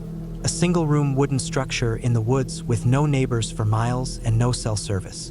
A place where you could disappear for a week or two and not a soul would even notice. I packed light, just what I needed for a week. Canned food, a knife, my flashlight, some clothes, a sleeping bag, and a cooler with frozen meals. The drive took most of the day, and by the time I arrived, the sun was already fading behind the trees. The cabin was older than I expected, with faded gray wood and a slanted tin roof. No lights around it, no porch light either. It sat next to a small shed that looked like it hadn't been opened in years. The clearing was wide enough for me to park, maybe 15 feet across before the forest started up again. Birch and pine mostly thick and close together, the kind of woods where it's hard to see more than 20 feet in. Inside, the cabin was simple. Wood walls, a small cot, a fireplace, a single window near the front, and a thick door that creaked badly when I closed it behind me. No electricity, no running water, just a bucket toilet in the corner and a metal sink that had to be filled from a rain barrel outside. Still, I liked the silence. The air smelled clean. No hum of cars or buzz of fluorescent lights, just stillness. That first night, I didn't do much, just heated a meal over the fire, set up my sleeping bag, and lay in the dark listening to the crackling of the firewood. I don't remember when I fell asleep. It was sometime after midnight when I first heard it. A small sound, quick, muffled, and close. I woke up confused, eyes open wide, lying still in the pitch black. I thought maybe it was an animal, a squirrel or raccoon maybe. I waited, but there was nothing, only the wind, The next day was normal. I explored a little, walking through the woods around the cabin. The trees were tight, but not too difficult to move through. I found a small creek about a quarter mile out, filled my bottle, and sat for a while. Felt peaceful. I didn't think about the sound again until that night. Came back clearer this time. A dull, dragging scrape somewhere outside. I sat up in my sleeping bag, ears wide open. Then silence again. But I was sure of what I heard. The dragging sound of something heavy across dirt or wood. Maybe metal scraping against old boards. I lit my flashlight and walked quietly to the window. Nothing out there, just trees and shadows. I stood there a long time before going back to bed. The next morning, I checked around the cabin. The ground was soft from recent rain, and I thought maybe I'd find prints. Nothing. No marks, no broken twigs, no signs of movement around the cabin or the shed. Still, something felt off. You know how sometimes you just feel like you're being watched? I couldn't explain it, but I started catching myself turning around while walking or pausing mid-step because I thought I heard something. Always subtle, like the snap of a branch, the shifting of leaves. Could have been wind, could have been a deer, but it kept happening. I went to the shed that afternoon. The door was stiff and took a lot of effort to pull open. Creaked loud and long. Inside, the air was musty and damp. There were broken tools along the back wall. An old axe head, rusted saws, nails in jars, some rotting wooden boards, and a broken camping chair covered in spider webs. I didn't go in far. I just looked around from the doorway and pulled the door closed again. That night I couldn't sleep. The sound came again, but this time it was clearer and closer. It wasn't just scraping, it was dragging, long and steady, from behind the shed. It moved in a slow arc around the far side of the cabin, then stopped. I sat frozen in the dark. I didn't move, didn't speak, didn't even breathe loudly. Then, after several minutes, it started again. Slowly, until it was right outside the window. I didn't look, couldn't. I just stared straight up at the ceiling and stayed absolutely still. The noise stopped. 10 minutes passed, then 20. Then the sound again, retreating now, dragging slowly back toward the shed. The next morning, I went out with my knife and flashlight. Even though the sun was already up, I checked around the window. The soil there was damp and soft, and I saw something, lines, faint grooves in the dirt. They weren't footprints, not from boots or paws. They were narrow, dragging marks, like something had been pulled, or like something had crawled. I followed the marks toward the shed. They disappeared halfway there, wiped clean by dry leaves or broken pine needles. I stood still in front of the shed, staring at the door. It was closed, just like I left it, but the dirt right in front of it was disturbed. I opened the door slowly. It creaked the same as before, groaning loud in the quiet air. Nothing inside looked different, but there was something hanging in the back corner now that I didn't remember. A length of frayed rope, short, about 4 feet, tied into a loop at one end, like a handle or a noose. I backed away and shut the shed. I didn't sleep that night. I didn't even lie down. I sat in the middle of the cabin with the knife in my hand and the fire burning low, listening for every sound. I heard nothing, which made it worse. The silence felt too heavy, too deliberate, like something was holding its breath. The following day, I decided to leave. I didn't care how peaceful it had felt at first. Something was off. I packed up, stuffed my sleeping bag and gear into the car, and went back to the cabin for one last check. When I turned to close the door, I saw something small tucked into the wooden edge of the window frame. It was a strip of fabric, old, dirty, and ripped, like part of a torn shirt. I hadn't noticed it before. It looked like it had been stuffed in there and yanked back out. I walked around to the back of the cabin for the first time. There was a narrow space between the cabin and the woods, just wide enough to walk through. The ground was uneven and covered in fallen leaves. And then I saw it, a hole, not deep, but clearly dug, about 2 feet wide and maybe a foot down. At the edge of the hole was a stained piece of plastic tarp. Something had been buried there. Recently, I didn't touch it. I didn't even go closer. I got in my car and started the engine. It was only when I backed out and looked in the mirror that I noticed it again. The shed door was open. I had closed it. I knew I had. I didn't stop. I drove. I didn't slow down. I didn't look back. I made it back to town before nightfall and booked a cheap motel. I told myself I'd call the property owner the next day, maybe even the police. But I didn't. I didn't because I didn't know what I would say. There were no clear crimes, no proof, just sounds, just feelings, just a dug-up patch of dirt and an old loop of rope. 2 weeks passed. Then one day I got a call from a number I didn't recognize. I didn't answer. Later, I looked up the area code. It was from the same region as the cabin. No message, no follow-up. Then another call 2 days later. Same number, no message. That was months ago now. But sometimes, when I wake up in the middle of the night, I still hear it. That soft dragging noise. Only now it's in my head. Or maybe it's outside. I don't go near woods anymore. I don't go near sheds. And I don't sleep near windows. And sometimes, I wonder what would have happened if I had looked through the window that night. I still don't want to know.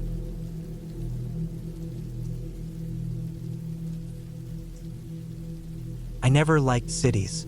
The noise, the crowd, the rushing around. For years, I had this growing idea in my head that I needed to escape from everything, at least for a little while. I used to dream about the mountains, the trees, the silence, somewhere far from everything and everyone. I didn't want a party, I didn't want a beach. I just wanted to sit in a quiet wooden cabin, make a fire, read a book, cook some food, and not talk to anyone. That was it. No distractions, no chaos. So when I had a few weeks of unused leave from work and some savings tucked away, I made a decision. I rented a small cabin deep in the northern part of the country, near the border of a national forest. It was about a 4-hour drive from the nearest town and 2 hours from any paved road. The online listing described it as isolated, fully off-grid, solar-powered, surrounded by untouched woods. That sounded perfect to me. The booking was simple. I found it on a lesser-known vacation rental site, not one of the big ones. The photos showed a cozy log cabin with a slanted metal roof, a stone chimney, and a wraparound porch. Inside, it looked small but comfortable, with paneling everywhere, a cast iron stove, an old sofa, a tiny kitchen, and a single bed under the window. No Wi-Fi, no TV, no cell service. That was the selling point for me. I packed enough supplies for a month. Canned food, bottled water, dry goods, firewood, a hatchet, a utility knife, a solar power bank for emergencies, books, a camping stove, and warm clothes. The drive took longer than I thought because the dirt road that led into the forest was muddy and filled with potholes. By the time I reached the place, it was late afternoon. The sun was starting to dip, casting long shadows across the trees. When I got out of the car, the air was sharp and cold. There was no sound, no birds, no wind, no distant traffic, just silence. I stood there for a while, staring at the cabin. It looked a little older than the pictures made it seem. The wood was weathered, and the paint on the door was peeling, but it still had that charm I was looking for. I unloaded the car and brought everything inside. The cabin smelled like dry wood and dust, not unpleasant, just old. The floor creaked under my boots. I walked through the small space. There was a tiny kitchen area with a sink and a couple of cupboards, a narrow table with 2 chairs, a fireplace with logs already stacked beside it, and a narrow staircase that led up to a tiny loft, just big enough for the bed. I opened all the windows and let the cold air in while I unpacked. Then I closed everything up, lit a fire in the stove, and made a simple dinner. The warmth filled the cabin quickly. Outside, the forest grew dark fast. There were no streetlights, no porch light, just darkness. I felt alone, but not in a bad way. I felt separate from the world. That night, I slept like a stone. The first few days went by just how I imagined. I chopped wood, cooked simple meals, read books, and took long walks in the woods. I didn't go too far, just enough to explore. The trails were overgrown, and some places felt completely untouched. I found an old broken-down hunting stand about a half-mile away, and what looked like a dried-up creek bed beyond that. Every night I made a fire, sat on the porch, and listened to nothing. It was the most peaceful time I'd had in years. I wrote in a journal, sketched trees, stared at the stars.